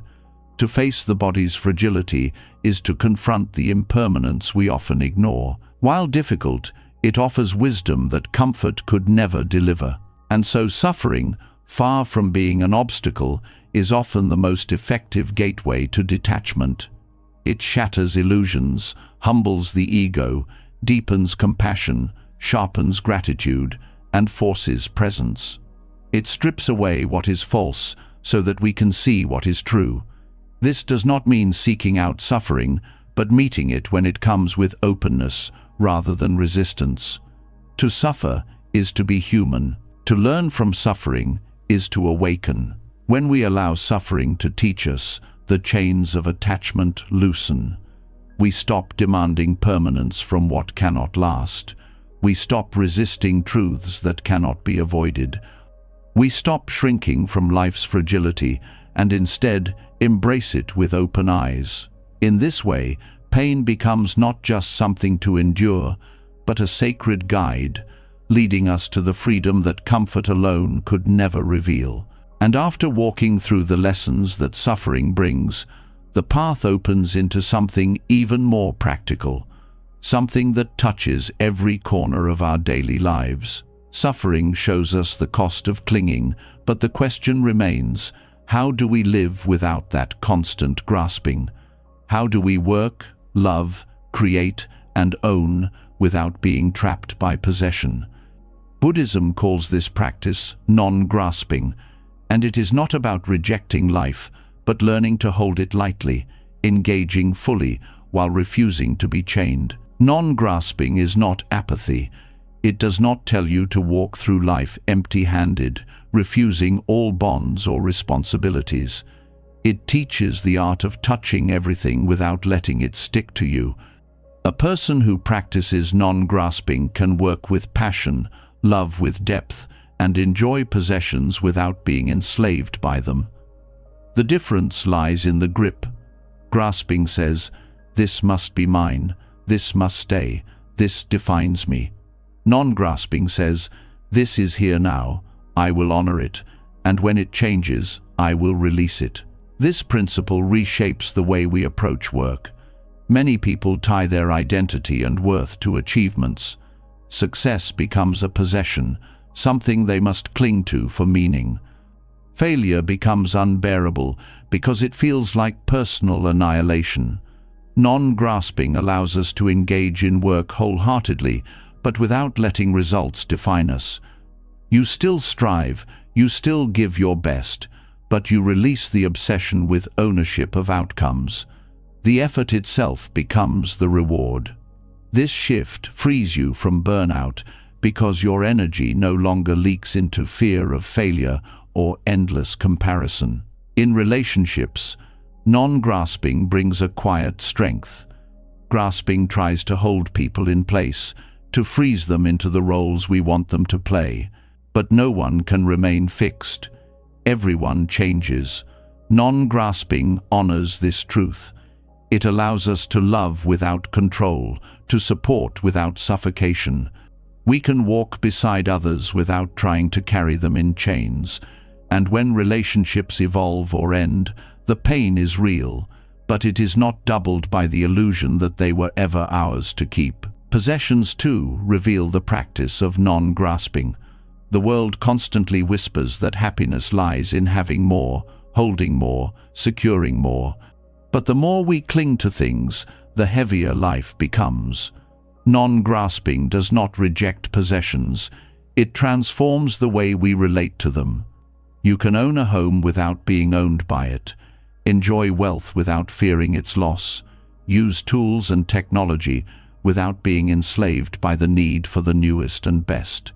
This lightness turns material life from a burden into a resource, something to use wisely without letting it consume your freedom. Non-grasping also reshapes how we handle change. Grasping clings to the past, replaying what once was. It clings to the future, demanding certainty. Non-grasping accepts that life is in motion. It says yes to change, not because it is easy, but because it is real. This acceptance makes us flexible.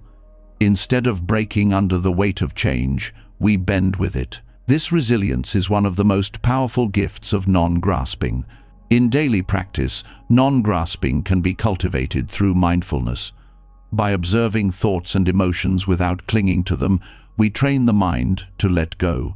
Anger arises. We notice it without identifying as I am anger. Joy arises. We savor it without demanding that it last. In this way, the mind learns the rhythm of holding and releasing. Life becomes less like a battlefield of control and more like a dance of presence. The beauty of non-grasping is that it amplifies gratitude. When you know you cannot hold something forever, you cherish it more deeply. A conversation, a meal, a moment of rest, all become richer when you no longer grasp at their permanence. Instead of lamenting their passing, you appreciate their presence. This gratitude turns ordinary moments into extraordinary gifts, not because they last, but because you are awake to them while they are here. Non-grasping also heals relationships with the self. Many people cling to fixed self-images. I must always be strong. I cannot make mistakes. I must be successful.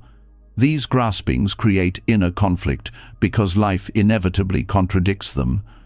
By practicing non-grasping, we allow ourselves to change, to evolve, to be imperfect.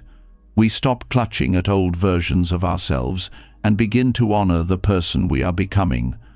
This self-freedom removes the pressure of constant performance and allows genuine growth. There is also a quiet courage in non-grasping. Grasping clings because it fears emptiness. It believes that without possessions, without roles, without certainty, there will be nothing left. But non-grasping shows us that release does not leave us empty. It leaves us spacious. It opens us to new experiences, new perspectives, new forms of love. What the ego fears as loss, the heart discovers as freedom. Even small practices in daily life can cultivate this wisdom. Notice how often you grasp for control in conversations, waiting to be heard instead of truly listening. Notice how often you grasp at pleasure, prolonging it beyond its natural life. Notice how often you grasp at plans, demanding that life follow your script. Each moment of awareness is a chance to release, to soften, to practice the open hand instead of the closed fist. Non-grasping also invites us into service. When we give without clinging to recognition, our actions are pure. When we help without needing repayment, compassion flows freely. Service becomes light rather than heavy, because it is not burdened with expectations. This kind of giving nourishes both giver and receiver, creating ripples of kindness that are not chained by contracts of ownership. In times of uncertainty, non-grasping becomes even more vital. When the future is unclear, the grasping mind panics, trying to predict, control, and secure. Non-grasping does not erase uncertainty, but it teaches us to rest within it, to act where we can, to release where we cannot. This practice brings a calm strength, the ability to stand in the unknown without collapsing. Non-grasping is not the absence of love, work, or joy. It is the presence of them without the chains of possession. It is the courage to fully engage without demanding permanence. It is the wisdom to let life flow through your hands without trying to trap it. And in this flow, life becomes lighter, clearer, freer. When lived, non-grasping turns daily life into practice. Work becomes service rather than self-obsession. Relationships become companionship rather than ownership. Possessions become tools rather than chains. The self becomes fluid rather than fixed. And in all of this, freedom arises not freedom from life, but freedom within it. This freedom is not abstract. It is felt in the looseness of the heart, in the ease of breath, in the quiet joy that comes when you stop clinging to what was never yours to hold forever. It is the taste of release in the middle of activity, the peace of knowing that you can engage fully and still remain free. Non-grasping does not take you away from life. It gives life back to you, unburdened, spacious, and alive. And after learning to loosen the grip through non-grasping, another truth begins to surface, one that challenges how we approach effort itself. We often believe that the harder we try, the faster life will reward us. The more we push, the sooner things will fall into place. Yet, the reality we keep facing is far more paradoxical. Sometimes the more we strain, the further the outcome drifts. Sometimes the tighter we chase, the more life resists. And in contrast, when we approach with calm focus, when effort flows without desperation, doors open that struggle alone could never unlock. This paradox of effort is one of the most subtle lessons in detachment, teaching us that pushing too hard can block the very results we long for. The energy behind effort matters as much as the effort itself. Desperation carries the vibration of lack. It shouts to the world, "I do not have this yet, and I cannot be at peace until I do." That energy clings, grasps, and repels. Calm effort, however, carries the energy of trust. It says, "I will give my best, but I am not enslaved by the outcome." This relaxed clarity attracts alignment because it flows with life rather than against it. Both approaches may look the same on the surface: hours of work, persistence, dedication, but beneath, one is driven by fear and the other by freedom. This paradox shows up clearly in relationships. Think of the times when someone pursued another with excessive intensity. The constant need for reassurance, the desperate clinging, the pressure to respond in kind, these things rarely bring closeness. Instead, they create distance. Love flourishes in space, not suffocation. Calm presence invites connection, while desperation pushes it away. The same dynamic plays out in work, in creativity, even in spiritual practice. When we grasp too tightly, we choke the flow. When we loosen, things unfold more naturally. The Buddha's teaching of the middle way points directly to this truth. Too much effort burns out the mind and body. Too little effort breeds stagnation. Balance is the key. Effort that is steady, mindful, and relaxed leads to growth, while effort that is desperate or lazy leads to suffering. The paradox is that discipline is necessary, but obsession is destructive. The art lies in applying yourself fully without chaining your peace to results. In daily life, we often confuse busyness with effectiveness. Grasping effort fills our days with endless tasks, as if constant movement will guarantee progress. Yet, this kind of effort often scatters energy, producing stress rather than results. Calm effort, on the other hand, is precise. It knows when to act, when to pause, when to step back. This clarity does not come from doing nothing, but from working without panic.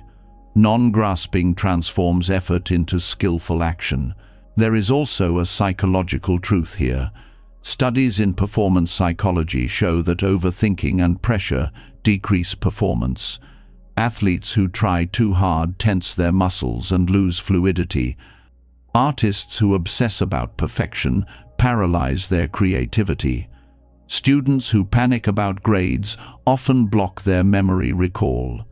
In each case, desperate effort sabotages the very outcome it seeks. Detachment allows effort to remain fluid, playful, and effective. Calm effort aligns body and mind in harmony, creating the conditions for excellence without the burden of fear. This principle is also seen in the practice of meditation. Beginners often approach meditation with the idea that they must force the mind into silence. They strain, they resist thoughts, they battle restlessness. The more they push, the noisier the mind becomes. Progress seems impossible, but when they learn to sit calmly, allowing thoughts to rise and fall without clinging, silence arrives naturally. Effort without desperation invites peace. Effort with desperation blocks it. The same principle applies to every area of life. Another layer of the paradox is that desperate effort often reveals attachment to identity. We push too hard because we want to prove something to ourselves, to others, to the world. The grasping is not just for the result, but for the image of who we will be once we achieve it. This is ego's disguise, the belief that effort must validate our worth. Detachment dissolves this illusion. It allows us to act for the sake of the action, not for the identity it promises to secure. When effort becomes pure expression rather than a grasp for validation, it becomes lighter, freer, and, ironically, more successful. Calm effort also nurtures patience. Desperation says, "I must have this now." It demands instant results and collapses when they do not arrive. Calm effort trusts timing. It recognizes that some seeds take longer to sprout, that some doors open only when conditions align. This patience is not passive, it is active perseverance without panic. It allows us to continue working steadily without the weight of frustration. This is why calm effort often outlasts desperate effort. It is sustainable because it does not burn out the spirit. In relationships with possessions, the paradox shows itself too. The more we cling to wealth or status with desperate energy, the more it slips away. We spend recklessly to prove abundance, or we hoard in fear of loss, both of which create imbalance. Calm effort in managing possessions, however, brings stability. It is the steady practice of earning, saving, giving, and enjoying without obsession. Wealth managed with calm effort supports life. Wealth clutched desperately enslaves it. The paradox also reshapes how we approach goals. Ambition driven by desperation often feels like chasing a mirage. No matter how much ground we cover, the goal seems further away. This is because we attach our happiness to reaching it. Calm effort, however, makes the journey itself meaningful. Each step becomes valuable, not just the destination. This shift removes the restless hunger that blocks fulfillment. Goals remain, but they no longer enslave us. There is a quiet confidence in calm effort. Desperation says, "If I don't force this, it will never happen." Calm effort says, "I will do my part, and I trust that life will respond in its way." This trust is not naive, it is rooted in wisdom. We control our actions, not the entire web of conditions that shape results. When we release the illusion of control, we stop wasting energy fighting what is beyond us and direct energy to what we can truly influence. This is why calm effort is powerful. It channels strength into the present rather than scattering it into fear. Even in failure, the paradox remains clear. Desperate effort sees failure as devastation because it means the outcome slipped through our grasp. Calm effort sees failure as feedback, a step on the path. This openness allows resilience. Instead of collapsing in despair, we adjust, learn, and continue. Failure becomes teacher rather than enemy. This transformation is only possible when effort is detached from desperation. The wisdom of the paradox also reveals itself in creativity. Some of the greatest breakthroughs happen not through relentless forcing, but through letting go. Writers speak of inspiration arriving when they stop staring at the blank page. Scientists speak of insights emerging in moments of rest, not in the lab. Musicians find flow when they stop obsessing about the perfect note and simply play. Calm effort creates the conditions for inspiration to arrive because the mind is spacious enough to receive it. The paradox of effort is not about doing less, but about doing differently. It is not about laziness, but about balance. It asks us to work with presence instead of panic, to act with clarity instead of desperation. In this balance, outcomes are often better, but more importantly, peace remains regardless of the outcome. This is the essence of detachment applied to effort. And so, the lesson becomes clear. Trying too hard, fueled by grasping, pushes life away. Calm effort, rooted in trust, invites it closer. To live this way is to embody the middle way, to work, love, create, and grow without being crushed by the hunger for results. In this paradox lies freedom, the freedom to act fully while remaining free, the freedom to strive without being enslaved, the freedom to let life unfold without fear. And after seeing how effort itself can either open doors or close them depending on the spirit behind it, another question naturally arises. How do we carry this wisdom into our relationship with wealth? For money and material comfort are among the strongest attachments humans carry. We chase them with desperation, fearing scarcity, or we reject them altogether, fearing corruption. Both extremes create imbalance. The path of detachment does not demand poverty, nor does it glorify greed. It asks for something far more subtle, to live with abundance while not being bound by it, to walk the middle path where wealth serves life rather than enslaves it. Wealth in itself is neither pure nor poisonous. It is a tool, and like all tools, its impact depends on how it is held. A knife can prepare food or harm. Fire can warm or destroy. Money can bring opportunity, or it can deepen chains. The problem is not the presence of wealth, but the clinging to it, the belief that our value and safety depend entirely on what we own. Detachment reveals that true prosperity is not measured by possessions, but by the freedom to enjoy them without fear and to release them without despair. When clinging dominates, wealth becomes a trap. Fear of losing it creates anxiety, obsession with increasing it breeds greed, and comparison poisons satisfaction. Many live as prisoners of abundance, unable to rest despite having more than enough. Detachment dissolves these chains by shifting the question from "How much do I have?" to "How lightly can I hold what I have?" This shift transforms wealth from a burden into a blessing.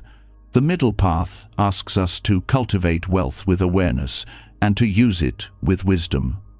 On one side lies attachment, the endless hunger for more, where no amount ever feels enough. On the other side lies aversion, the rejection of wealth as corrupt, which often hides its own form of attachment, the pride of poverty, the identity of renunciation. Both are distortions.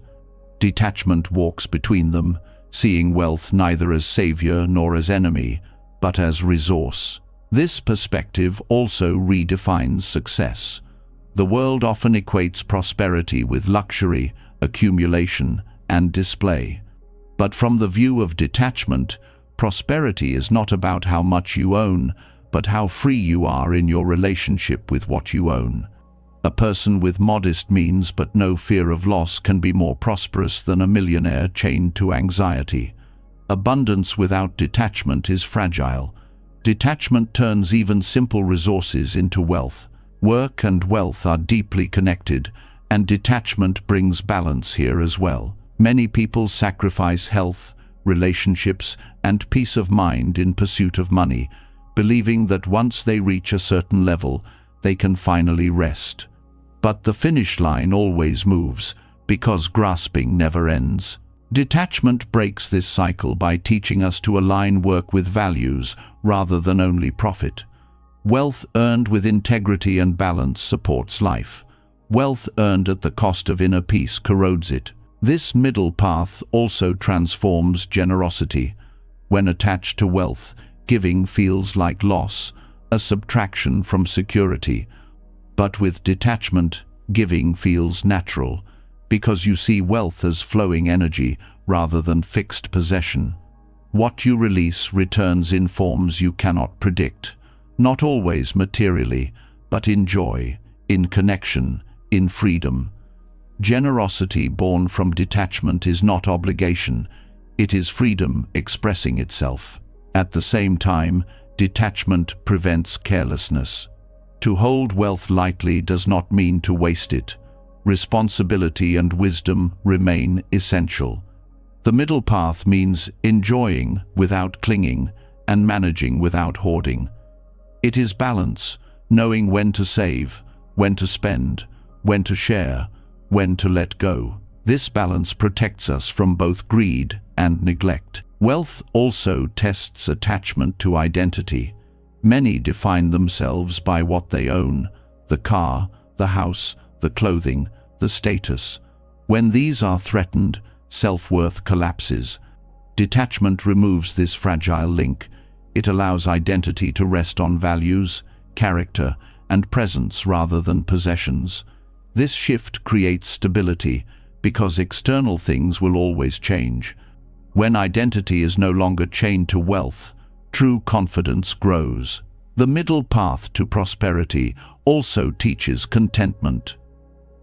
Contentment is not resignation, it is the recognition that enough is already here.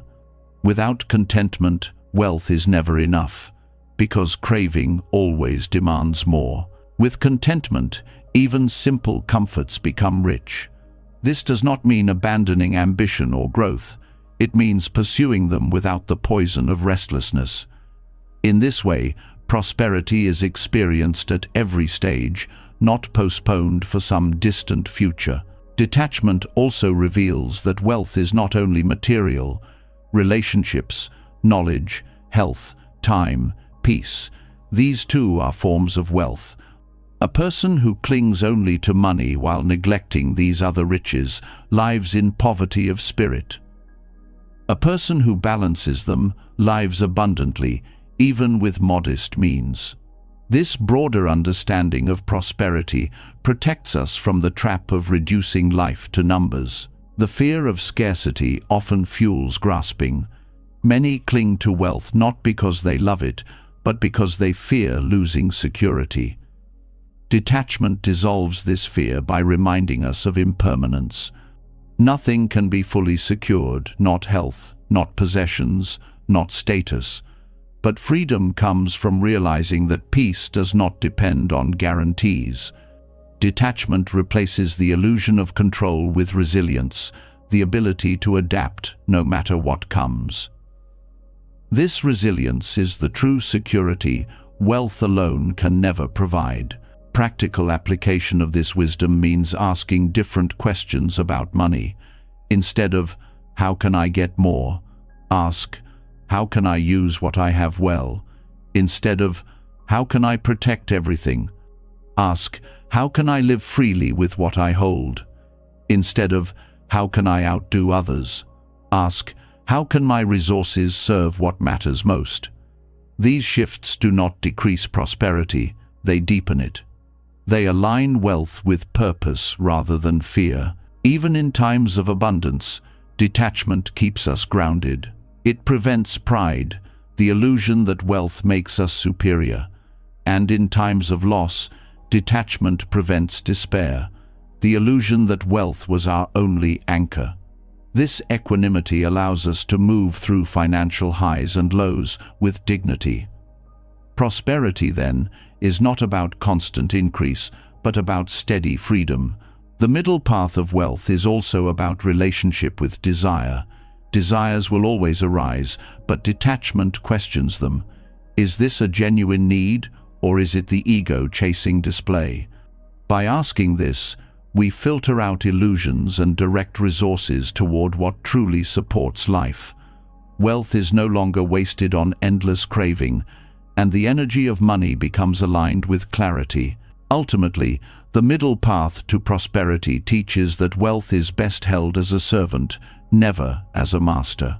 It can support freedom, education, health, creativity, and compassion when guided by detachment. But when clung to as the source of identity, it enslaves. Detachment transforms wealth into tool rather than trap, blessing rather than burden. And so prosperity is not denied, but purified. It is abundance without addiction, comfort without dependence, generosity without fear. enjoyment without obsession. This is the freedom of the middle path, where wealth is welcomed but never worshipped, where it is used wisely but never clung to. In this balance, prosperity becomes not just a matter of possessions, but a state of liberation, where life itself is lived with richness that no loss can take away.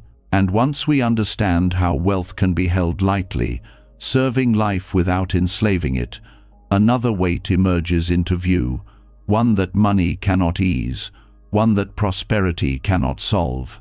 It is the weight of resentment, the heaviness of wounds carried for years, the chains of anger that keep the heart from resting. We speak often of forgiveness, yet few truly know how to reach it, because we confuse forgiveness with receiving apologies or seeing justice served. But real forgiveness begins not with what others do, but with what we are willing to release. Detachment is the bridge. Without detachment, forgiveness feels impossible. With it, the heart learns to breathe again. To forgive while clinging to the demand for an apology is like waiting for rain in a desert. It may never come, and in the waiting, you remain parched. The truth is that many who hurt us will never acknowledge the harm. Some cannot, some will not, and some are no longer here to say the words we crave. If forgiveness depends on them, we remain imprisoned. Detachment dissolves this illusion. It teaches us to let go of the need for their validation. Forgiveness becomes a gift we give ourselves, not a favor we wait to receive. The same is true of justice. The heart longs for balance, for wrongs to be corrected, for wounds to be avenged. Yet life does not always bend to our idea of fairness. Some people escape accountability. Some wounds are never repaired in the way we wish. Clinging to this demand only deepens suffering. Detachment does not deny the value of justice, but it removes the illusion that peace depends on it. Justice may come, or it may not, but our freedom cannot be postponed until it does. Forgiveness rooted in detachment releases this weight, choosing liberation over endless waiting. This release is not weakness. Many resist forgiveness because they believe it excuses harm or invites more of it. But detachment clarifies the truth. Forgiving does not mean forgetting, nor does it mean allowing harm to continue. It means refusing to let the wound define your life. Detachment gives you the strength to say, "This happened, it hurt, and I will not carry its poison any longer." In this way, forgiveness becomes an act of power, not surrender. Forgiveness without detachment is often shallow. We say the words but still cling inside. We release with one hand while holding tightly with the other. Detachment makes forgiveness real because it loosens the grip of expectation. It allows us to let go without conditions. And in that letting go, space opens space for peace, for healing, for new life to grow where bitterness once lived. The heart that refuses forgiveness carries constant tension. Anger and resentment must be maintained, fed by memory and replayed again and again. This drains energy, clouds joy, and burdens every relationship. Detachment breaks the cycle. It allows the wound to be acknowledged without being endlessly nourished. Forgiveness becomes possible because you are no longer trapped in rehearsing what should have been. You accept that the past cannot be rewritten, and in that acceptance, the grip of resentment loosens. This does not happen instantly. Forgiveness through detachment often unfolds in layers. At first, the heart may resist, screaming that letting go means betrayal of your own pain. But with practice, detachment reveals that holding on is the true betrayal, the betrayal of your own freedom. Slowly, the heart begins to see that forgiveness is not a dismissal of the wound, but a refusal to be ruled by it. The wound may remain in memory, but its chains dissolve. In relationships, Forgiveness through detachment allows connections to mend more authentically. When you demand an apology before you forgive, forgiveness becomes a transaction. But when you release the demand, forgiveness becomes unconditional. It does not always mean reconciliation, but it clears the field of bitterness. This clarity allows you to decide wisely whether to continue the relationship or to let it go without hatred. Detachment ensures that the choice is not clouded by the haze of unresolved anger. Inwardly, forgiveness also transforms self-judgment. Many carry resentment toward themselves for past mistakes, choices, or failures. They replay these endlessly, unable to forgive themselves because they cling to the idea that they should have been different. Detachment here means releasing the illusion of a fixed self, recognizing that you acted with the understanding you had at that time.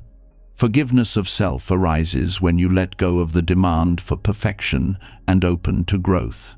This is perhaps the hardest forgiveness, but also the most liberating. Detachment also deepens compassion.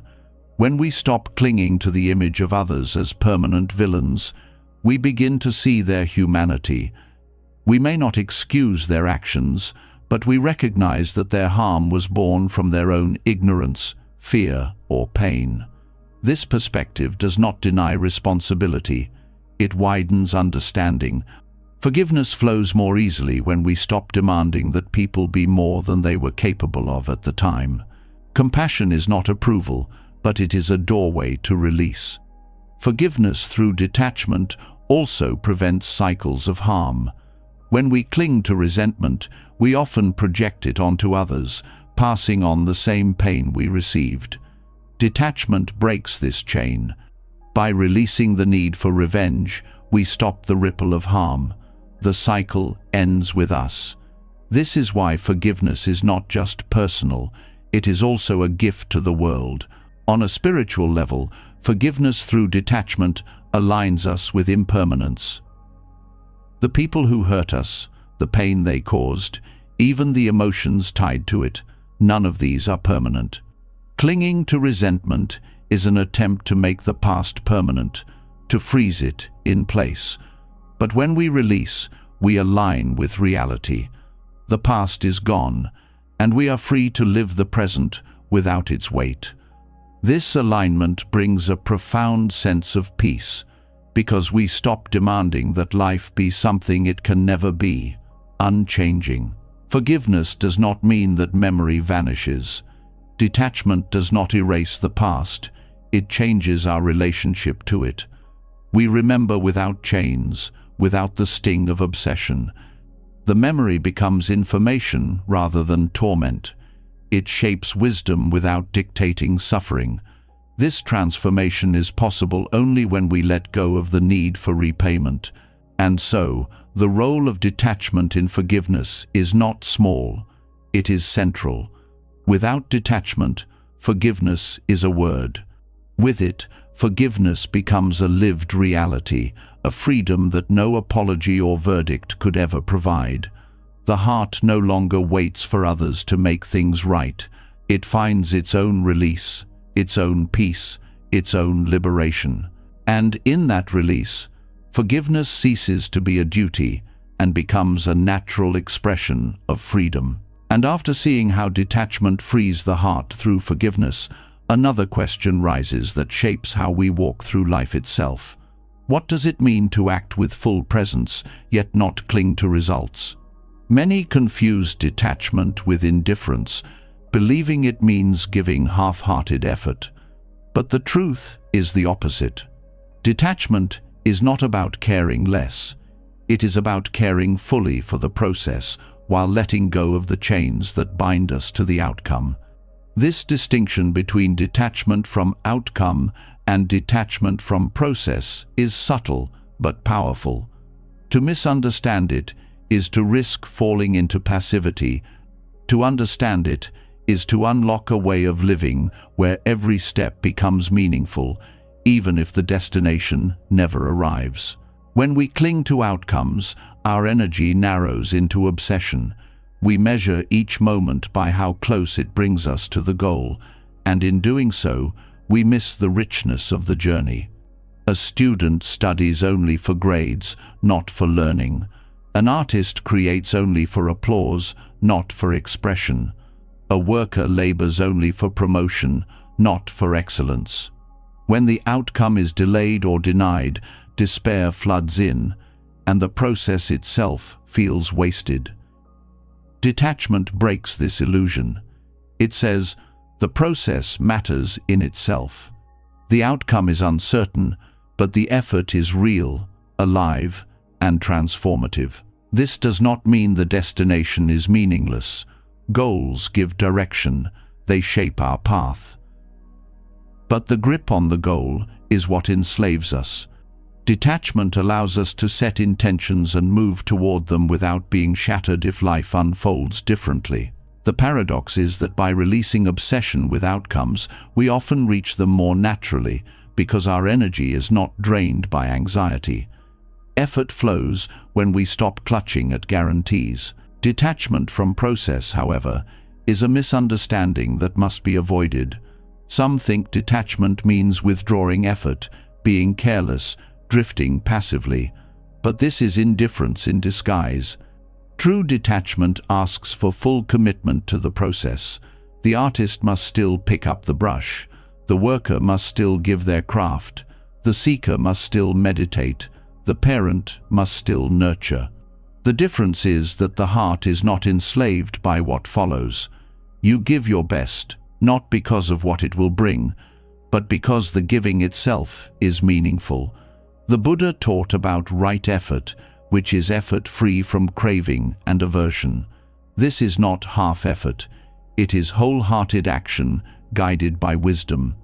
To be detached from the outcome is to give your full energy to the step before you, trusting that whatever follows belongs to the flow of conditions.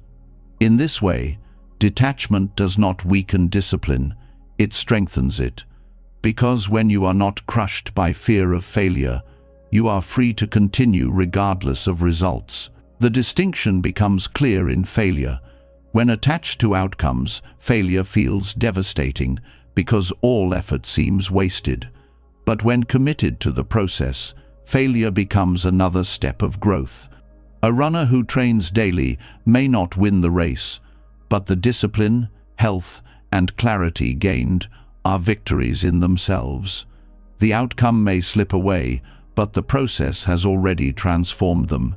This is the freedom of detachment, to know that nothing is wasted when the process is lived fully. It also reshapes how we view success. When chained to outcomes, success inflates the ego. We believe we are superior because results aligned with our desires. But when focused on process, success humbles us because we see that the journey itself was the teacher, and the outcome is simply one expression of many. This perspective prevents pride from distorting growth. Success becomes gratitude rather than possession. Detachment from outcomes also transforms relationships. Many enter bonds with hidden contracts. I will give love if you give it back. I will care if you stay. I will forgive if you change.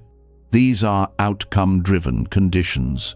When unmet, bitterness festers, but when love is rooted in process, in the act of giving without chains, relationships deepen. You love not as a trade, but as an expression of being. The outcome, whether returned or not, no longer defines the value of your love. This does not mean tolerating harm. It means that love flows freely without demanding control. The workplace, too, reveals this teaching. Attachment to outcomes often leads to burnout.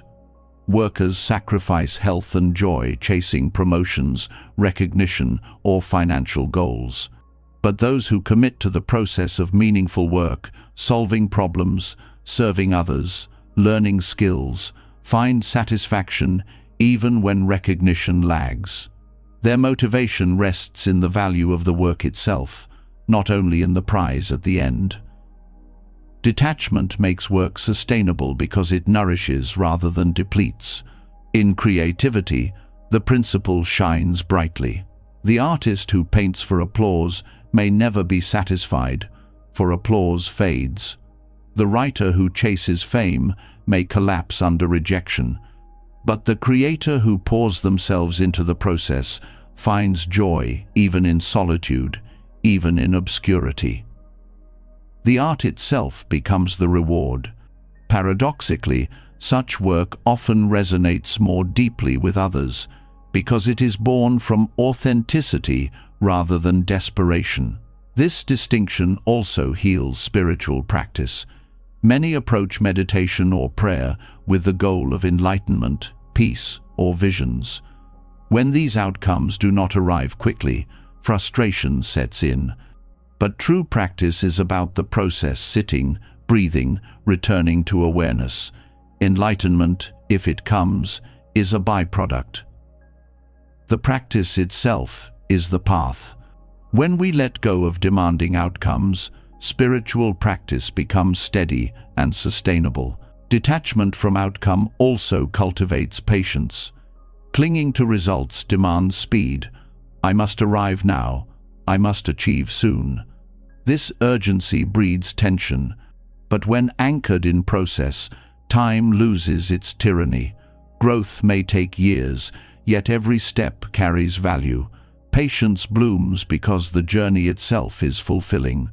This patience is not passive waiting, it is active presence.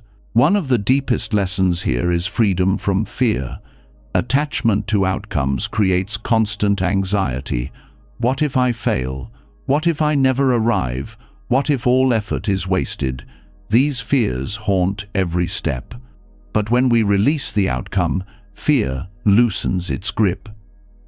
You act boldly because failure is no longer a death sentence.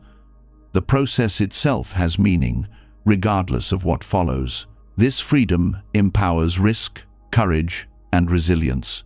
This principle also shifts how we teach and guide others. Parents who cling to outcomes demand that children become certain kinds of people, carry certain careers, fulfill certain dreams. This creates pressure and distance.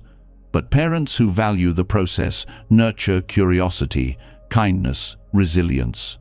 They guide children not toward fixed outcomes, but toward the capacity to walk their own path. This creates trust and authenticity in relationships. Detachment from outcomes also reveals that much of life is beyond our control. Weather, timing, other people's choices all shape results. To cling to outcomes is to demand control over what was never ours.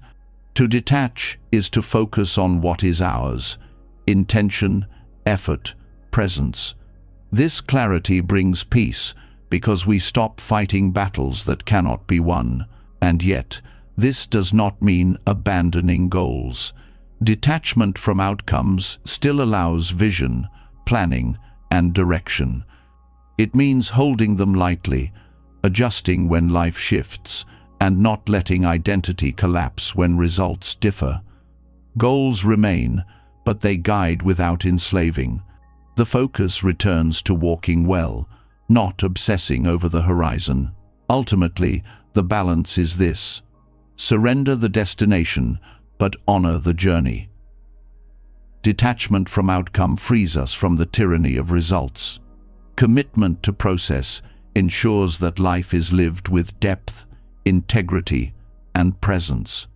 Together, they create a life where effort is steady, peace is constant, and freedom is found not in reaching the end, but in walking each step with open eyes and an open heart. And after learning the delicate balance between committing to the journey and releasing the destination, another truth begins to reveal itself, one that shifts the very way we think about detachment.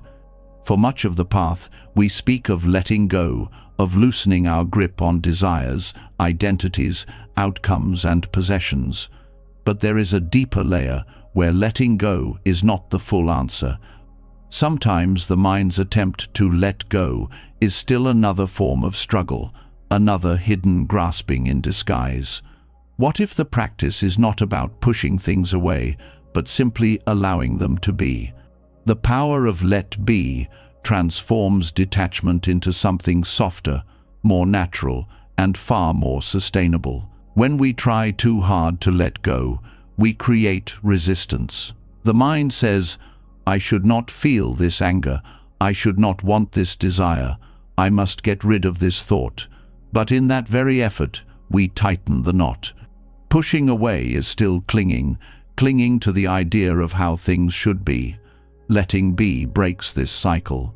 It allows emotions, desires, and thoughts to exist without judgment, without suppression, without compulsive action. Paradoxically, when we stop trying to force them away, they loosen on their own. This practice teaches us that freedom does not always come from rejection, but from acceptance. Anger, allowed to be without feeding it, eventually fades. Grief, honored without resistance, eventually softens. Desire, acknowledged without shame, eventually reveals its lesson. By letting be, we stop adding fuel to the fire. We discover that many struggles only survive because of our attempts to fight them. The power of letting be also applies to relationships. We often approach others with the subtle demand that they change, that they align with our preferences, that they fulfill the image we hold of them. This creates constant friction. But when we allow people to be who they are, without forcing them into our mold, relationships breathe more freely. This does not mean tolerating harm or abandoning boundaries. It means honoring the reality of another's being instead of clinging to an illusion. Letting be creates space for authentic connection because it removes the constant pressure of control. In daily life, letting be shows up in how we handle discomfort. Modern culture trains us to escape or fix every unpleasant feeling immediately. Loneliness, boredom, restlessness, we rush to fill the gaps with distraction. But what happens when we simply let these states be? Often, they pass like clouds, revealing deeper stillness beneath.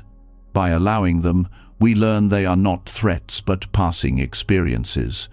This shifts the relationship we have with our inner world, making us less reactive and more at peace. Letting be is also crucial in spiritual practice. Many practitioners, in their eagerness to progress, force themselves to eliminate thoughts or suppress desires. Yet this force only strengthens attachment. Real meditation is not about pushing thoughts away, but observing them as they are. To let the mind be is to see its movements clearly without interference. From this clarity, natural stillness arises.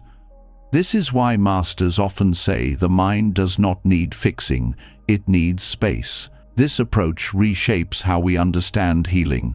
Emotional wounds do not close because we force them shut. They heal when we allow them to breathe, when we stop reopening them with resistance, when we sit with the ache without trying to erase it. Letting be turns the heart into a safe space where pain can transform naturally. It teaches us patience, reminding us that healing is not achieved by control, but by allowing time and tenderness to do their quiet work. There is also a profound humility in letting be. To let go often feels like an achievement, something we do, something we succeed at. But letting be is less about doing and more about surrendering control. It acknowledges that life is larger than our will, that some things cannot be pushed away, only allowed.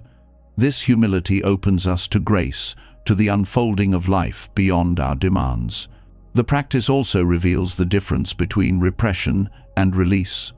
Repression is when we shove something down, pretending it does not exist. Release is when we allow it to exist without binding ourselves to it. Letting be avoids the trap of repression by inviting full awareness. Nothing is denied, nothing is hidden, nothing is forced. In that openness, the grip naturally loosens. Letting be does not mean passivity. It does not mean refusing to act when action is needed. It means acting from clarity rather than compulsion. For example, if anger arises, letting be does not mean lashing out or ignoring it. It means observing the anger, acknowledging its presence, and then choosing a response rather than reacting blindly. This space between impulse and response is where freedom lives. Even in the face of uncertainty, letting be brings peace. Life's unpredictability often drives us into endless planning, worrying, and controlling, yet much of what we fear cannot be managed by effort alone. Letting be does not solve uncertainty, but it transforms our relationship to it. Instead of fighting the unknown, we rest within it. This is not resignation but acceptance, the courage to live fully without needing absolute control.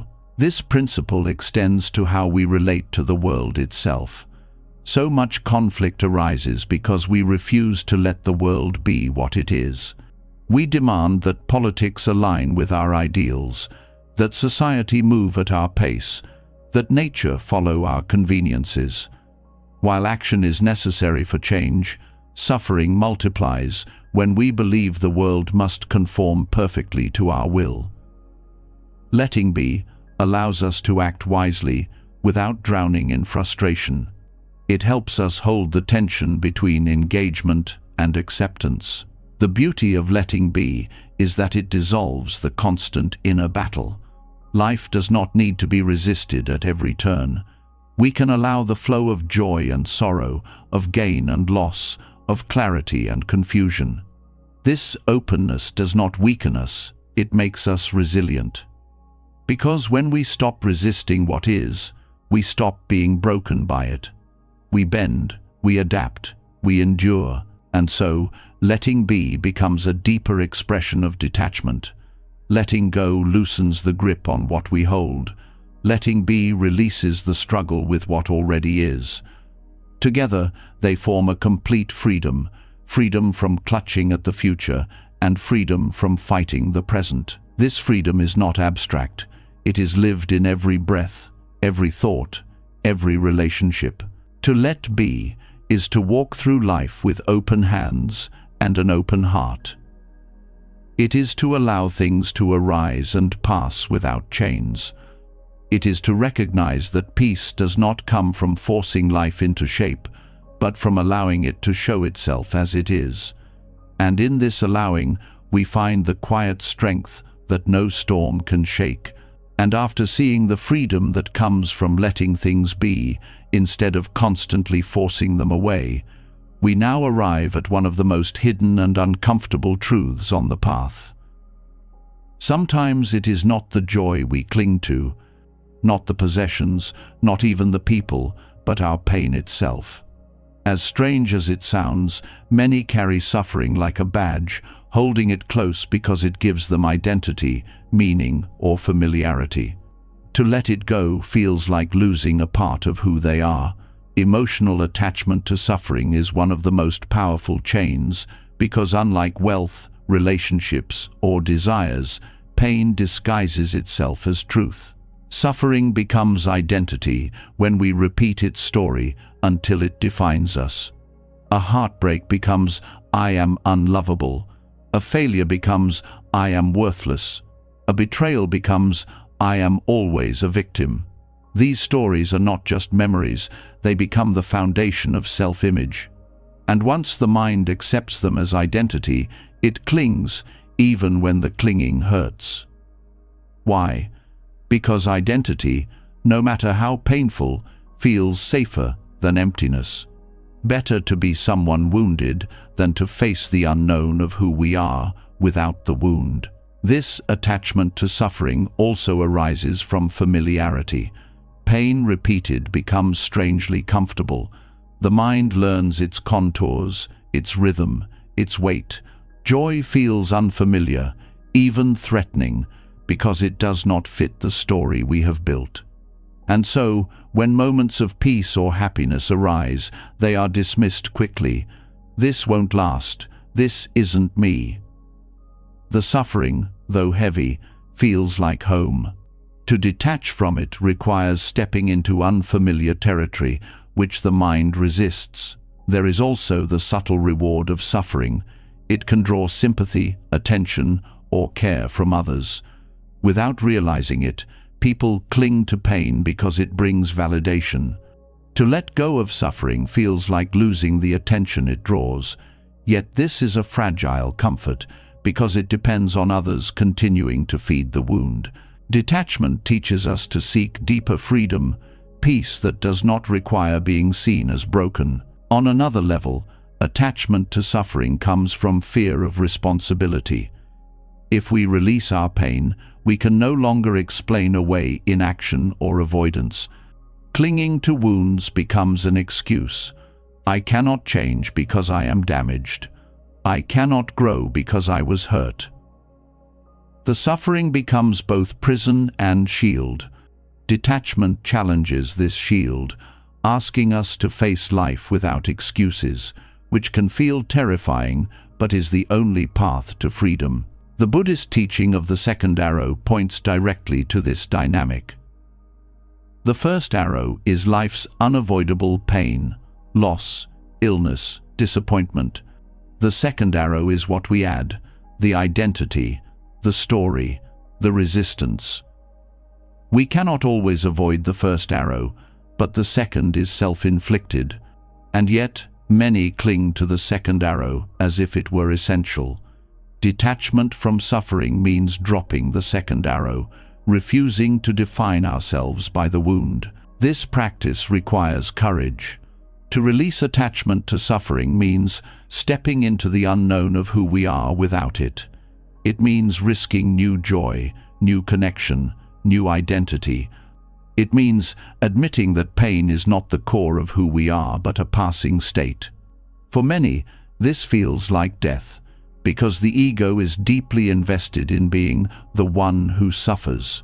Yet when we take the leap, we discover that beneath suffering lies a self not broken but whole, not defined by wounds, but by awareness itself. In relationships, attachment to suffering often manifests as cycles of conflict. Two people repeat the same arguments, not because they want the pain, but because the pain confirms their story. One may cling to the identity of being ignored, the other to the identity of being attacked. Both are attached to roles born of suffering. Only when they release these roles can the cycle break. This release does not erase history, but frees them from repeating it endlessly. In personal growth, attachment to suffering blocks progress. We may start to meditate or heal, but when peace arises, the mind pulls back. This is too strange. This is not who I am. Growth feels like betrayal of the suffering self. Detachment here means trusting the unfamiliar, allowing peace to stay without sabotaging it. It means daring to become someone beyond the old wounds. Even society reinforces attachment to suffering. Many cultures glorify victimhood or martyrdom, rewarding those who display pain while dismissing those who move beyond it. This creates pressure to cling to suffering as proof of authenticity. But true authenticity does not lie in endlessly displaying wounds. It lies in living fully beyond them. Detachment invites us to honor pain without turning it into identity. Healing becomes possible when we let suffering be what it is, an experience, not a definition. This means sitting with pain without weaving it into the story of me. Grief is grief, anger is anger, fear is fear. They are real, but they are not the whole of existence. By allowing them to flow without attaching identity, they soften naturally. The grip weakens, not through force, but through recognition. This practice also deepens compassion. When we see how much we cling to our own pain, we recognize how others do the same. We stop judging people for being stuck and begin to understand the invisible chains that bind them. Compassion flows, not in pity, but in shared humanity. We know what it means to be attached to suffering, and we know the courage it takes to release it. Detachment from suffering does not mean denial. it does not mean pretending pain never happened. It means refusing to make pain the center of identity. It means honoring the wound without building a home inside it. This distinction is vital. Denial buries pain. Detachment frees it. One hides, the other releases. The deepest freedom comes when we see suffering not as self, but as teacher. Each wound shows us where we cling, where we resist, where we fear. If we meet suffering with awareness instead of identity, it transforms into wisdom. The heartbreak teaches impermanence. The failure teaches humility. The betrayal teaches discernment. Pain loses its grip because it no longer defines, it guides. And so, emotional attachment to suffering is not weakness, but misunderstanding. We cling because we mistake pain for identity, familiarity, or safety. But suffering is none of these. It is a visitor, not a home. To detach from it is to step into life beyond the wound, life defined not by scars but by presence. This freedom does not erase the past, but redeems it, turning pain into strength and wounds into wisdom. When we stop clinging to suffering, we do not lose ourselves, we finally meet ourselves. Not the self built from wounds and stories, but the self that was always here, vast, whole, and free.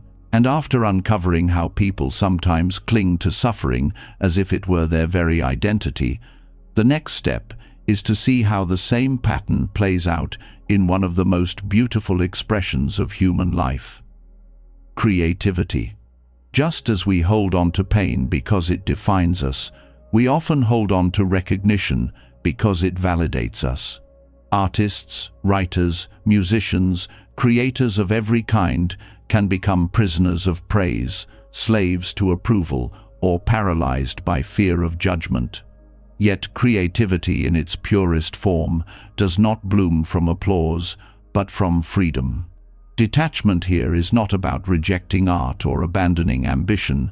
It is about releasing the need for recognition so that the creative spirit can breathe fully. When creativity is tied to recognition, every brushstroke, every word, every performance carries the weight of expectation. The mind whispers, "Will they like it? Will it be good enough? Will this prove my worth?" In that space, art becomes calculation, not expression. The fear of rejection blocks risk-taking, and the hunger for applause drains joy from the process. Detachment dissolves this pressure. It allows creation to arise for its own sake, not for the reactions it might provoke. The artist is no longer bound by the audience, but liberated by the act itself. This liberation does not mean the artist refuses recognition. Recognition may still come, and when it does, it can be appreciated. But it is no longer the fuel, no longer the measure of value. Detachment means that whether the work is praised, ignored, or criticized, the act of creating remains whole. This steadiness allows the artist to continue, to explore, to evolve, without being trapped by external judgment. The greatest works often emerge when creators detach from outcome. Many masterpieces were dismissed in their time, only to be celebrated generations later. If the artists had tied their worth to immediate recognition, their work might never have survived. Detachment protects creativity from the short-sightedness of society. It reminds the artist that value is not always visible in the present, and that the true purpose of creation is not applause, but authenticity. Creativity flourishes in play, experimentation, and risk. But when recognition dominates, risk feels dangerous. The artist sticks to what is safe, what sells, what pleases. Innovation dies in the grip of attachment. Detachment revives it. When the fear of failure no longer rules, the creator dares to explore new forms, to make mistakes, to wander into the unknown. And in that exploration, true originality is born. This principle applies not only to art, but to every form of creativity, problem-solving, innovation, leadership, even daily living. When we detach from recognition, we stop censoring ourselves to fit expectations. We allow fresh ideas to flow, unfiltered by fear. Detachment does not limit creativity. It expands it by removing the chains of judgment. There is also a deeper spiritual truth here. Creation itself is an act of life flowing through us. When we cling to recognition, we claim ownership of that flow, insisting it proves something about us. But in reality, creativity is less about control and more about openness.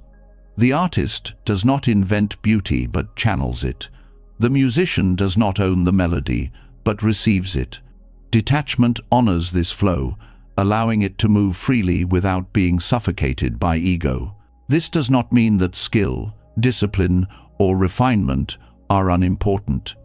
Detachment is not carelessness. It means practicing and honing craft with devotion, but without enslaving the heart to applause. Discipline and freedom walk together. The detached creator works tirelessly, not to impress, but to bring truth into form. Recognition, if it comes, is secondary. Detachment also protects the creator from despair. Recognition is fickle.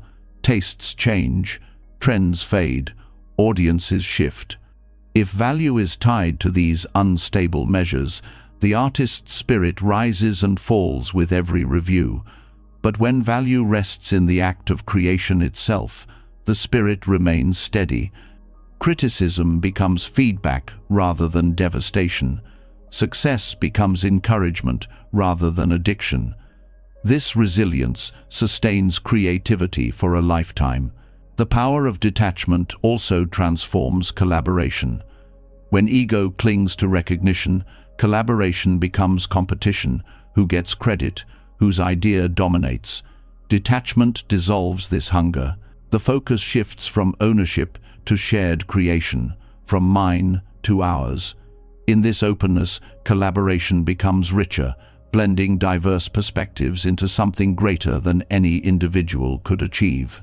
For many, the deepest fear in creativity is not failure, but invisibility, that their work will go unnoticed, forgotten, lost. Detachment addresses this fear directly. It says, the act itself was already complete, already meaningful, regardless of who sees it. The flower does not bloom only if someone watches.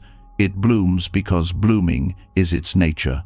The detached artist creates in the same way, offering their work as an expression of life itself, not a plea for attention.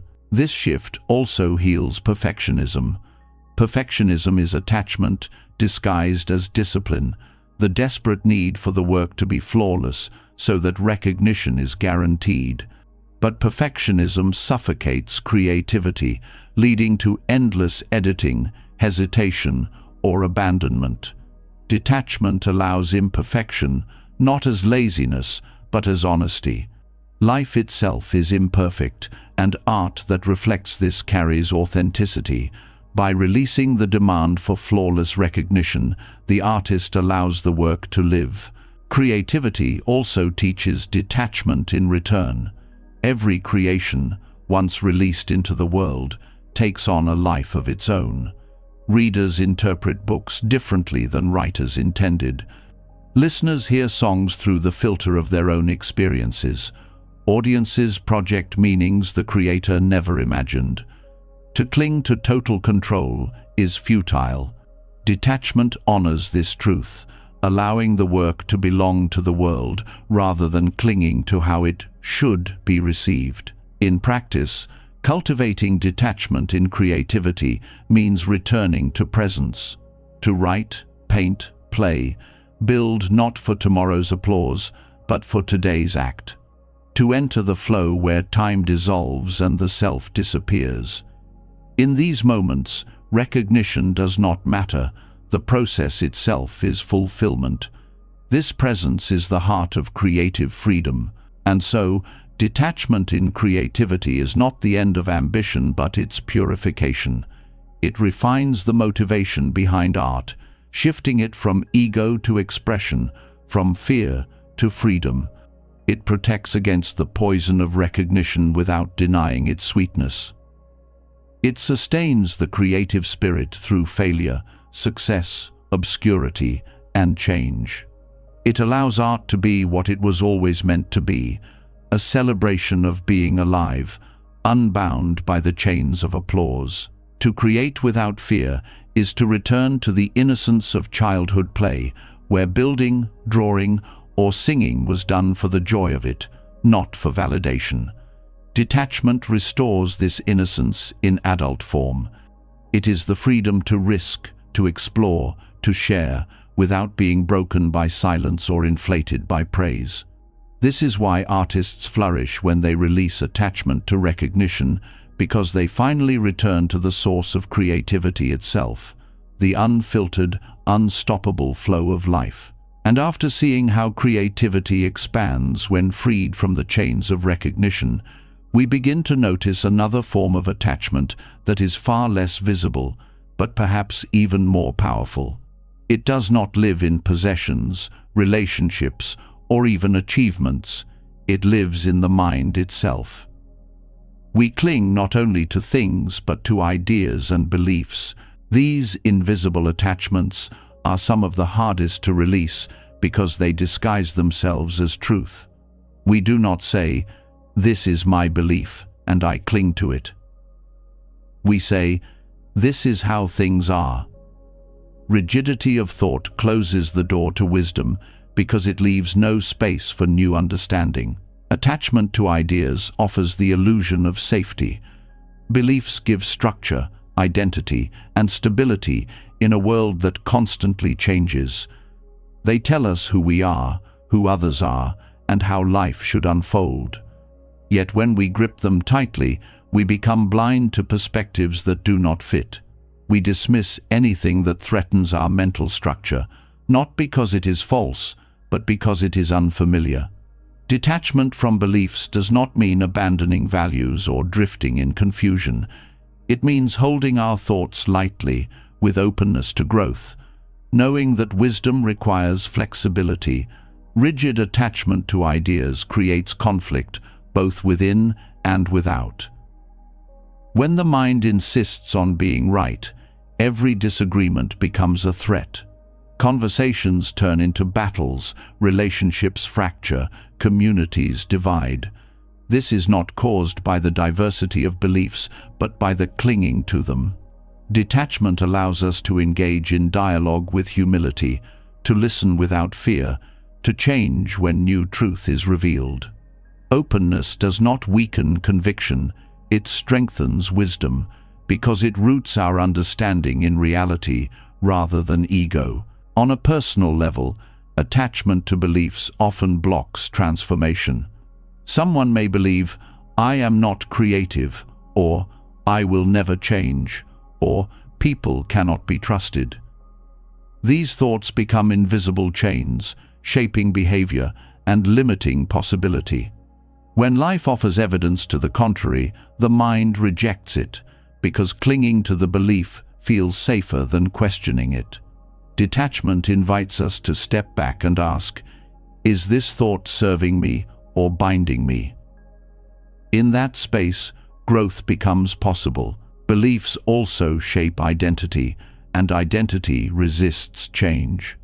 A person may cling to being the rational one, or the victim, or the achiever. These labels offer certainty, but at a cost, they prevent us from seeing the fullness of our being. Life is not static, yet identity chained to belief tries to freeze it. Detachment loosens these labels, allowing us to evolve without betraying ourselves. We discover that we are more than any single story. This attachment is especially powerful in spiritual practice. Many cling to beliefs about enlightenment, morality, or tradition, turning them into dogma. They follow the form but miss the essence. The Buddha himself warned against clinging even to his own teachings, comparing them to a raft used to cross a river necessary for the crossing, but not to be carried forever. Detachment from beliefs means using them as guides, not prisons. Wisdom arises not from memorizing doctrines but from direct experience. The danger of rigid belief is that it narrows perception. We see only what confirms our view and dismiss what challenges it. Psychologists call this confirmation bias, but Buddhism recognized it centuries ago as grasping at views. This grasping blinds us to reality. Detachment frees us to see more clearly, because we are no longer filtering life through the demand that it fit our ideas. We meet life as it is, not as we insist it must be. In relationships, attachment to ideas fuels misunderstanding. Partners may cling to beliefs about roles: who should provide, who should nurture, who should lead. These beliefs, when rigid, suffocate connection. But when both allow openness, roles can shift naturally with circumstances. Detachment makes relationships flexible, responsive, alive. Without it, they become rigid performances of outdated ideas. In society, clinging to ideology has caused wars, oppression, and division. When groups cling so tightly to beliefs that they dehumanize others, wisdom disappears. Detachment here does not mean abandoning principles of justice or compassion, but holding even our most cherished views with humility. It means recognizing that no single belief system captures the whole of truth. This humility is the soil in which peace can grow. Detachment from beliefs also nurtures curiosity. When we are not afraid to be wrong, we ask questions more freely. We explore without fear of contradiction. Curiosity is the seed of wisdom, and it withers in the soil of rigid belief. By letting go of the need to defend every thought, we become students of life again, open to wonder, open to surprise. This practice does not leave us adrift. Detachment does not strip us of values or direction, it refines them. Instead of clinging to beliefs as absolute, we test them against experience, adjusting when needed. This flexibility makes our values more resilient because they are rooted in reality rather than dogma. Detachment does not weaken our foundation, it makes it adaptable. On an inner level, letting go of rigid beliefs brings peace. Defending ideas is exhausting. The constant need to prove, argue, or protect drains the spirit. When we release this compulsion, we find spaciousness. We can still hold views, but we do not carry them like shields. We rest more easily, knowing that truth is vast and we do not need to control it. Even in creativity, detachment from beliefs plays a role. When an artist clings to the belief that art must look a certain way, their work stagnates. When a writer clings to rules too tightly, their voice weakens. Detachment allows new forms, new visions, new truths to emerge. Beliefs may guide technique, but openness allows evolution. And so, invisible attachments to ideas and beliefs may be some of the strongest chains we carry, precisely because they are hidden. They shape how we see, how we act, how we love, and how we suffer.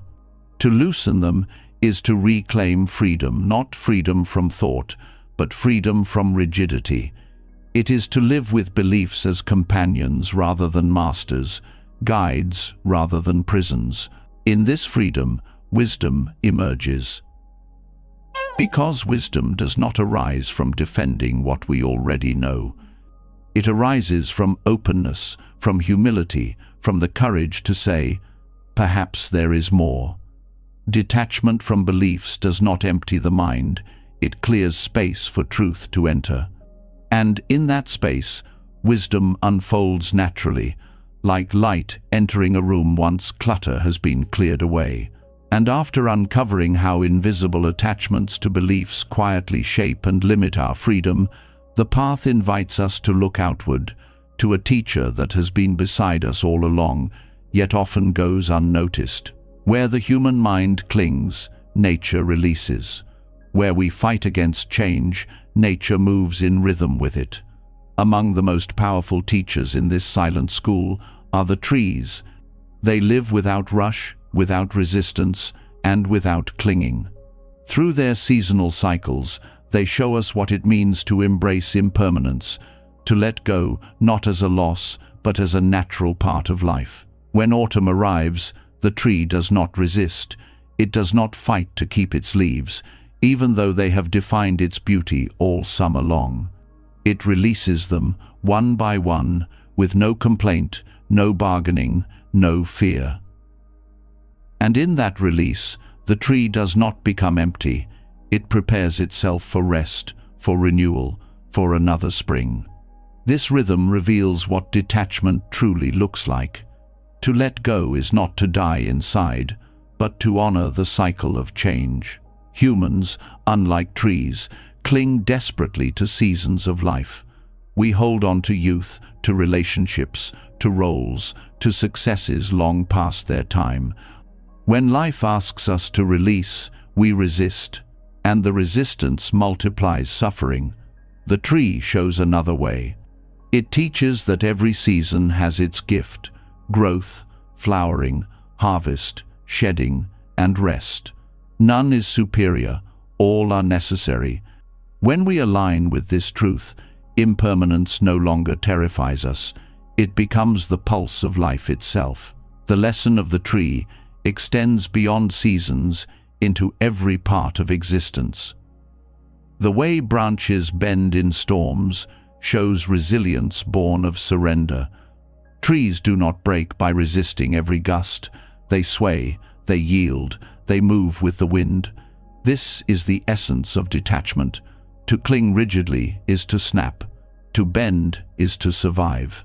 Human life, filled with unexpected storms, asks the same wisdom. Release the illusion of control, flow with change, and strength will reveal itself. Even the roots of a tree carry wisdom. They sink deep into the earth, unseen, supporting growth above. In the same way, when we detach from surface illusions, wealth, status, appearance, we discover deeper roots of being, values, presence, awareness. Detachment is not emptiness, but depth. Just as the tree draws nourishment from below while shedding what is no longer needed above, we too can let go of outer clinging while grounding ourselves in what sustains. Trees also embody patience. They do not rush spring, nor resist winter. They trust the timing of nature, knowing that fruit ripens only when conditions align. Humans often struggle here, demanding results on our schedule, refusing to wait. The tree teaches surrender to timing, a form of detachment that brings peace. By trusting the rhythm of life, we waste less energy in resistance and discover calm even in waiting. The cycle of shedding also teaches that loss is not the end, but the beginning of renewal. The leaves that fall enrich the soil, feeding new life. Nothing is wasted. In the same way, when we let go of attachments, the very act of release nourishes growth. A failed relationship, a lost opportunity, an old identity, each, when released, fertilizes the ground for new possibilities. Detachment is not sterile, it is fertile. Observing nature also dissolves the illusion of permanence. Mountains crumble, rivers shift, skies change, forests rise and fall. The tree is never the same from one season to the next, nor are we. Yet, in our clinging, we demand constancy. Detachment is the practice of aligning ourselves with what nature already lives. Change is not a threat, but the essence of existence. The tree also shows us humility. It does not cling to recognition when in full bloom, nor collapse in despair when bare. Its worth is not tied to appearance. Each phase is lived fully, without shame. This humility is a form of detachment from image, a reminder that our value does not depend on constant flowering. To be bare in winter is as sacred as to be lush in summer. In our modern lives, where speed and accumulation dominate, the wisdom of the tree feels radical. We chase growth without pause, success without rest, youth without aging. But the tree thrives because it honors rest as much as action. It knows that winter's stillness is as vital as summer's abundance. Detachment from constant productivity allows us to rest without guilt, to see pauses not as failures, but as preparation for renewal. The metaphor extends to relationships. Leaves fall not because the tree hates them, but because their time is complete. In the same way, people and roles leave our lives. To cling to them is to resist the natural flow. Detachment does not mean coldness, it means honoring what was while allowing its departure. In this release, space is made for new connections, just as bare branches prepare for new leaves. The wisdom of nature also challenges our obsession with control. We prune, manage, and manipulate, yet nature thrives most when allowed to flow. The tree does not command the sun, demand the rain, or order the seasons. It receives, adapts, and continues. Detachment invites us to live the same way, to stop commanding life to obey us, and instead align with its currents. In this surrender lies strength. Even decay is a lesson. The fallen tree nourishes the forest, becoming soil for new growth. Death itself is part of the cycle. We resist this truth fiercely, clinging to permanence, fearing endings. But nature shows that endings feed beginnings, that loss is never final but part of transformation. Detachment from the illusion of eternal possession allows us to meet death in small and large forms, with grace rather than terror.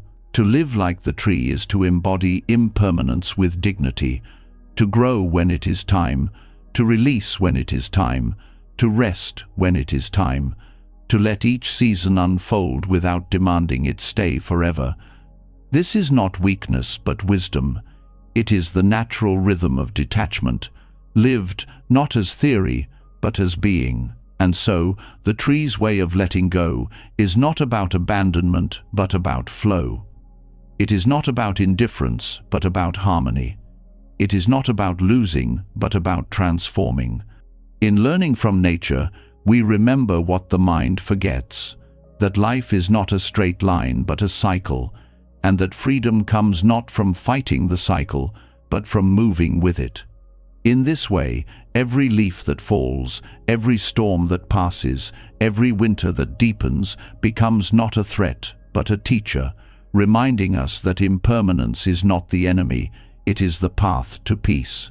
And after learning from the trees how to honor cycles of growth and release, another form of letting go calls us deeper inward, one that hides not in possessions, not in relationships, not even in beliefs, but in the very heart of our spiritual journey.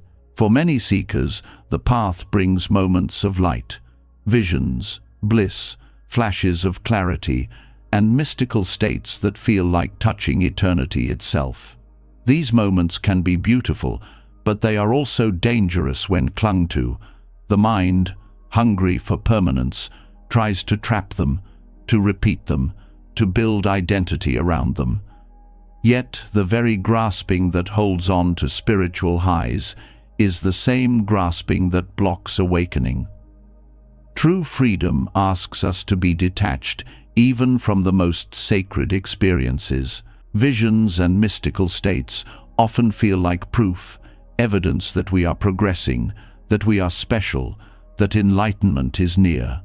But clinging to these states is like stopping halfway up a mountain to admire the view, believing you have reached the summit. The beauty is real, but it is not the end. Detachment teaches us to honor these experiences without being enslaved by them. They are signposts, not destinations. Bliss in meditation is a common trap. When the mind enters stillness, waves of peace and joy can arise, so profound they feel like arrival. But attachment to bliss creates suffering the moment it fades. The seeker begins to chase the state, to force it, to compare every session to the one where bliss appeared. This craving pulls the mind out of presence, away from awakening, into obsession. Detachment allows us to receive bliss with gratitude and let it pass without grief. The experience becomes nourishment rather than chain. Visions, too, can mislead. Mystical imagery, lights, voices, or powerful sensations may arise in practice. They can inspire, but they can also inflate the ego. I have seen what others have not. I am chosen. I am advanced. This identity clinging is subtle but potent, turning spiritual practice into another form of possession. Detachment reminds us that visions are not the goal. They are like dreams, sometimes meaningful, sometimes random, always passing. The awakened heart rests not in what is seen, but in the clarity that sees. Even profound awakenings can become prisons if grasped. A single moment of insight, when clung to, turns into nostalgia or dogma. That was it. I must get it back. But awakening is not about returning to a moment. It is about living in the truth that every moment is impermanent. To cling to a past awakening is to miss the living presence of now.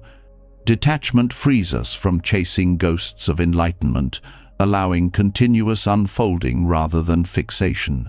The Buddha himself warned against attachment to jhana states, deep absorptions of meditation filled with bliss, clarity, or spaciousness. He recognized their beauty but taught that they are not the final liberation. To cling to them is to remain bound, intoxicated by temporary pleasure. Detachment invites us to use these states as supports, but not as ends. They strengthen the mind, but they must also be released. This principle teaches humility. The ego can hijack spiritual experiences, claiming them as proof of superiority. But detachment strips away this pride. It reminds us that mystical states are gifts, not achievements. They are conditions that arise and pass like everything else. To hold them lightly is to remain grounded, humble, and open. Detachment from spiritual highs also protects us from despair. When seekers cling to past experiences, their absence creates doubt. Why can't I get back to that state? Have I lost my path? This doubt corrodes practice. Detachment removes the comparison. Each session, each prayer, each moment stands on its own, valuable not because it recreates the past, but because it is lived fully now. It also prevents dependency. Some chase altered states through techniques, rituals, or substances, believing these are the essence of spirituality. But dependency enslaves rather than frees. Detachment teaches that true awakening is not bound to any condition. It is the awareness present before, during, and after every state. Mystical experiences may come and go, but awareness remains. To rest in that awareness is the heart of freedom. Detachment does not mean dismissing these experiences. It means receiving them with gratitude and letting them go without clutching.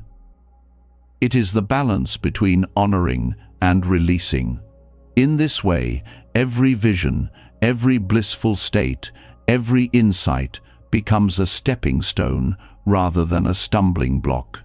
They enrich the path without defining it. This practice deepens wisdom. When we are not blinded by the glow of mystical states, we begin to see the ordinary as sacred.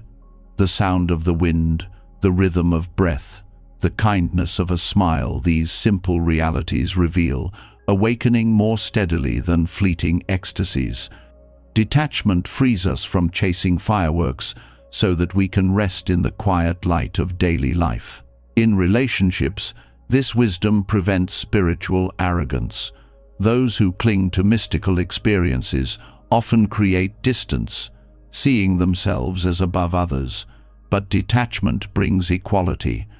It reminds us that every person walks their own path, that spiritual worth is not measured by visions, but by compassion lived daily. This humility nurtures connection rather than separation. Detachment from spiritual experiences also sustains practice over the long term. Without detachment, the ups and downs of mystical states create instability. With detachment, practice becomes steady, like a river flowing regardless of weather. The seeker remains present, committed, and free from the roller coaster of craving and disappointment. And so, non-attachment to spiritual experiences is one of the most profound forms of freedom. It asks us to release even the most beautiful states, to see them as passing, to refuse to build identity around them. In this release, the path becomes clear. Awakening is not found in clinging to light, bliss, or visions, but in the awareness that holds all states without attachment. This awareness cannot be lost, because it was never dependent on experience. It is the very ground of being itself. And after seeing how even the most luminous spiritual experiences must be held lightly, the question deepens: what kind of strength does it take to release something we once thought defined our awakening? For many, detachment is misunderstood as weakness, as if letting go were an act of avoidance, a turning away from life, a refusal to engage. But the truth is the opposite. Detachment is not escape, it is courage. It takes immense strength to face reality as it is, to unclench the fists of attachment, to release what the heart desperately wants to keep. Letting go is not for the faint of heart. It is an act of bravery that opens the way to true freedom. The courage of detachment begins with honesty. It takes strength to admit when something has ended, when a relationship has run its course, when a chapter of life is closing. The mind prefers denial, spinning stories of maybe it will last or maybe it will return. Clinging feels easier because it delays grief. But to let go is to confront the truth head-on, to allow ourselves to feel the ache of impermanence without numbing or pretending. This is not escape. It is the raw courage of presence. It also requires strength to release identities we have outgrown. To detach from an old version of ourselves means stepping into the unknown. We often cling to labels successful, needed, spiritual, strong, because they shield us from uncertainty. But life keeps asking us to evolve. The courage of detachment is the willingness to shed these skins and trust that who we are becoming is not a loss, but a continuation. Escape avoids growth. Courage embraces it. Letting go of resentment is another form of bravery. Anger can feel powerful, bitterness can feel protective, and holding a grudge can seem safer than opening to forgiveness. To detach from these emotions feels vulnerable, almost like surrendering a weapon. But courage is not in holding the blade, it is in laying it down. It is the strength to choose peace over the illusion of power. This choice requires more fortitude than clinging ever could. Detachment also demands courage in love. To love deeply without grasping, to cherish someone while honoring their freedom, to let them walk their path, even when it diverges from ours. This is not avoidance. It is the strength to love without possession. Many think courage is holding on tightly, but the greater courage is to open your hand and still love fully, knowing that nothing is guaranteed. In work and ambition, detachment asks us to pour effort into the process without chaining our worth to the result. It is easy to avoid risk, to escape failure by never trying. But it takes courage to act wholeheartedly, knowing that outcomes may not align with desire. Courage is not in guaranteeing success, but in remaining free, whether success arrives or not. To detach from results is to embrace uncertainty with strength rather than hide from it. Even in grief, detachment reveals itself as courage. To lose someone or something precious and still choose to keep living, still choose to keep loving, is perhaps the bravest act of all. Escape numbs, courage feels. Escape hides, courage faces. Detachment in grief does not mean coldness, but the strength to walk with sorrow without being consumed. It is the heart's way of saying, "This hurts, and yet I will not close myself to life." Detachment also takes courage because it challenges society's expectations.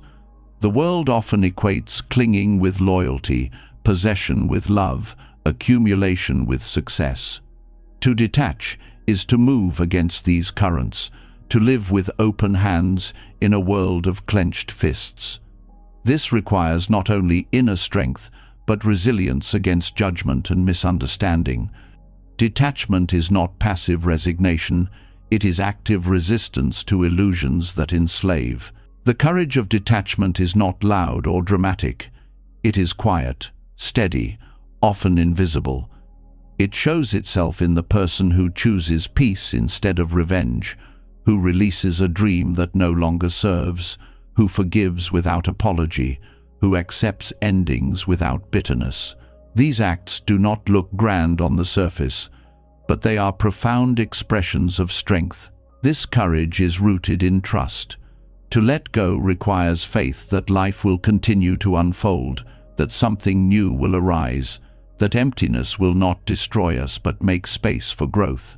Fear says, "If I release, I will be left with nothing." Courage says, "If I release, I will be free to receive." This trust is not naive, it is born from experience, from seeing again and again that life does not end at loss but transforms. On the spiritual path, detachment as courage is essential. Awakening is not about escaping the world, but seeing it clearly. It takes strength to let go of cherished illusions, to face impermanence without flinching, to stand in the vastness of uncertainty without clinging to fixed ground. This is why detachment is not cowardice but bravery, the willingness to live without guarantees, without anchors, without illusions. And so, detachment is courage precisely because it demands engagement, not avoidance. It asks us to feel more deeply, not less. It asks us to release control, not to escape responsibility. It asks us to face impermanence without denial, to walk into the unknown without fear, to love without chains. This is the quiet heroism of the detached heart. It does not run from life. It meets life fully, freely, and without fear of loss. And after recognizing that detachment is not escape but courage, another layer of truth unfolds, one that many of us try to overlook. For even if we loosen our grip on wealth, success, or identity, there is still a place where attachment hides with remarkable skill in the way we relate to others. Relationships are powerful mirrors. They reflect back the parts of ourselves we would rather not see, exposing attachments we believed we had already released.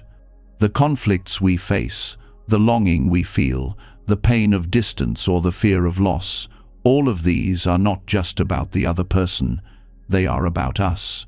They show us where we are still bound. Every argument with a partner, friend, or family member is more than words exchanged. It is a flashlight shining into hidden corners of attachment. When someone criticizes us and anger flares, what is really being threatened is not truth but identity, our attachment to being seen a certain way.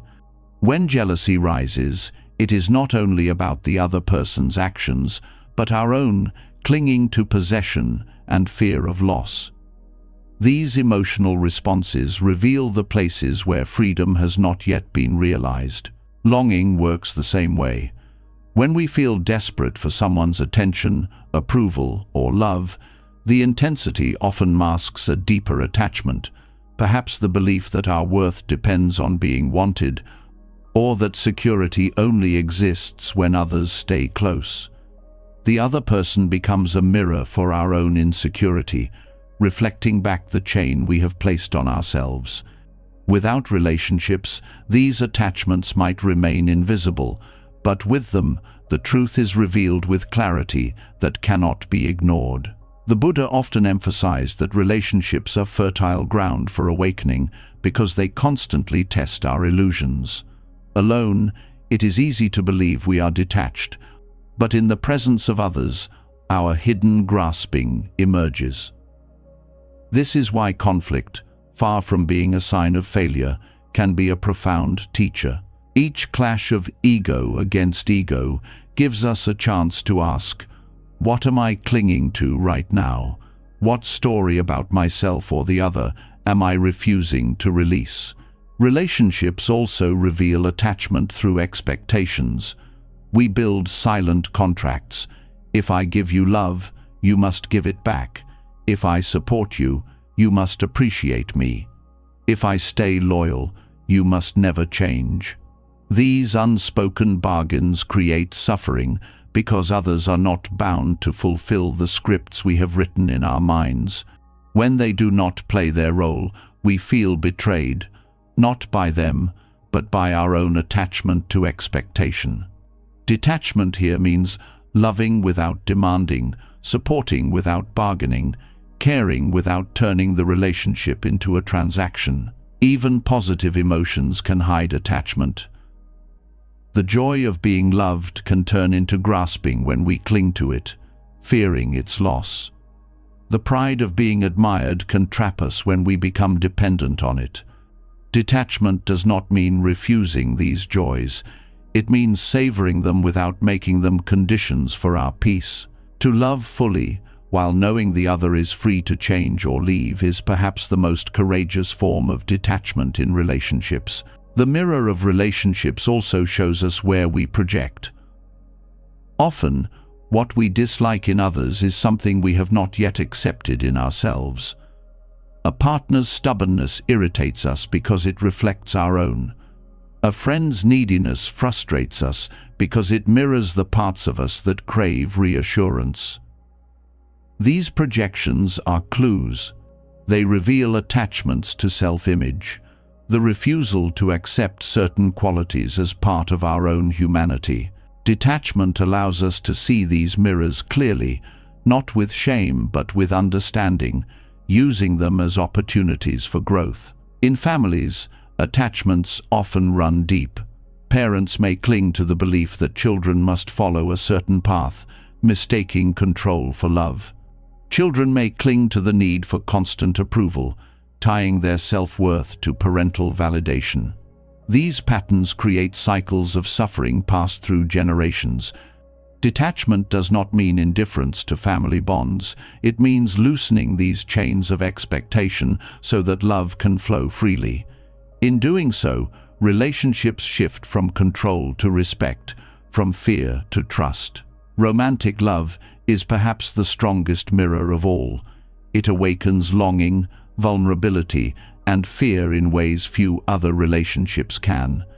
It is here that attachment to possession often disguises itself as passion. Detachment in romance does not mean withholding love. It means offering it without chains. It means allowing intimacy while respecting freedom, cherishing presence without demanding permanence. This is not a lesser love, but a deeper one, because it is rooted in choice rather than control. Friendships, too, reveal hidden attachments.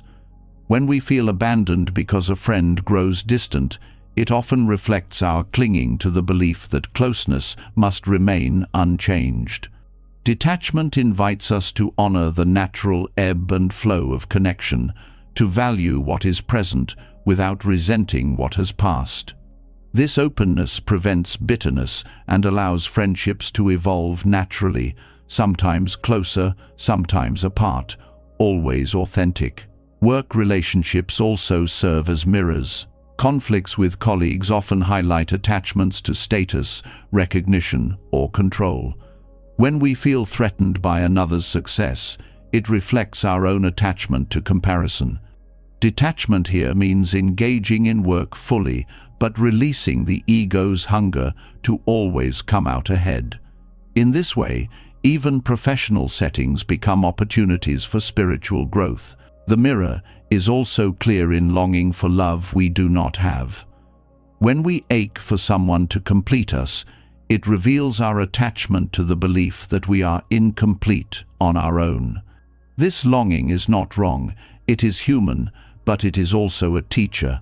It asks us to look inward, to find the places where we cling to external validation instead of cultivating inner wholeness. Detachment allows us to love when it comes, but also to remain free when it does not. Even silence in relationships can be revealing. When someone withdraws and we feel anxious or desperate, it is not only about their absence, but about our attachment to control, our fear of abandonment.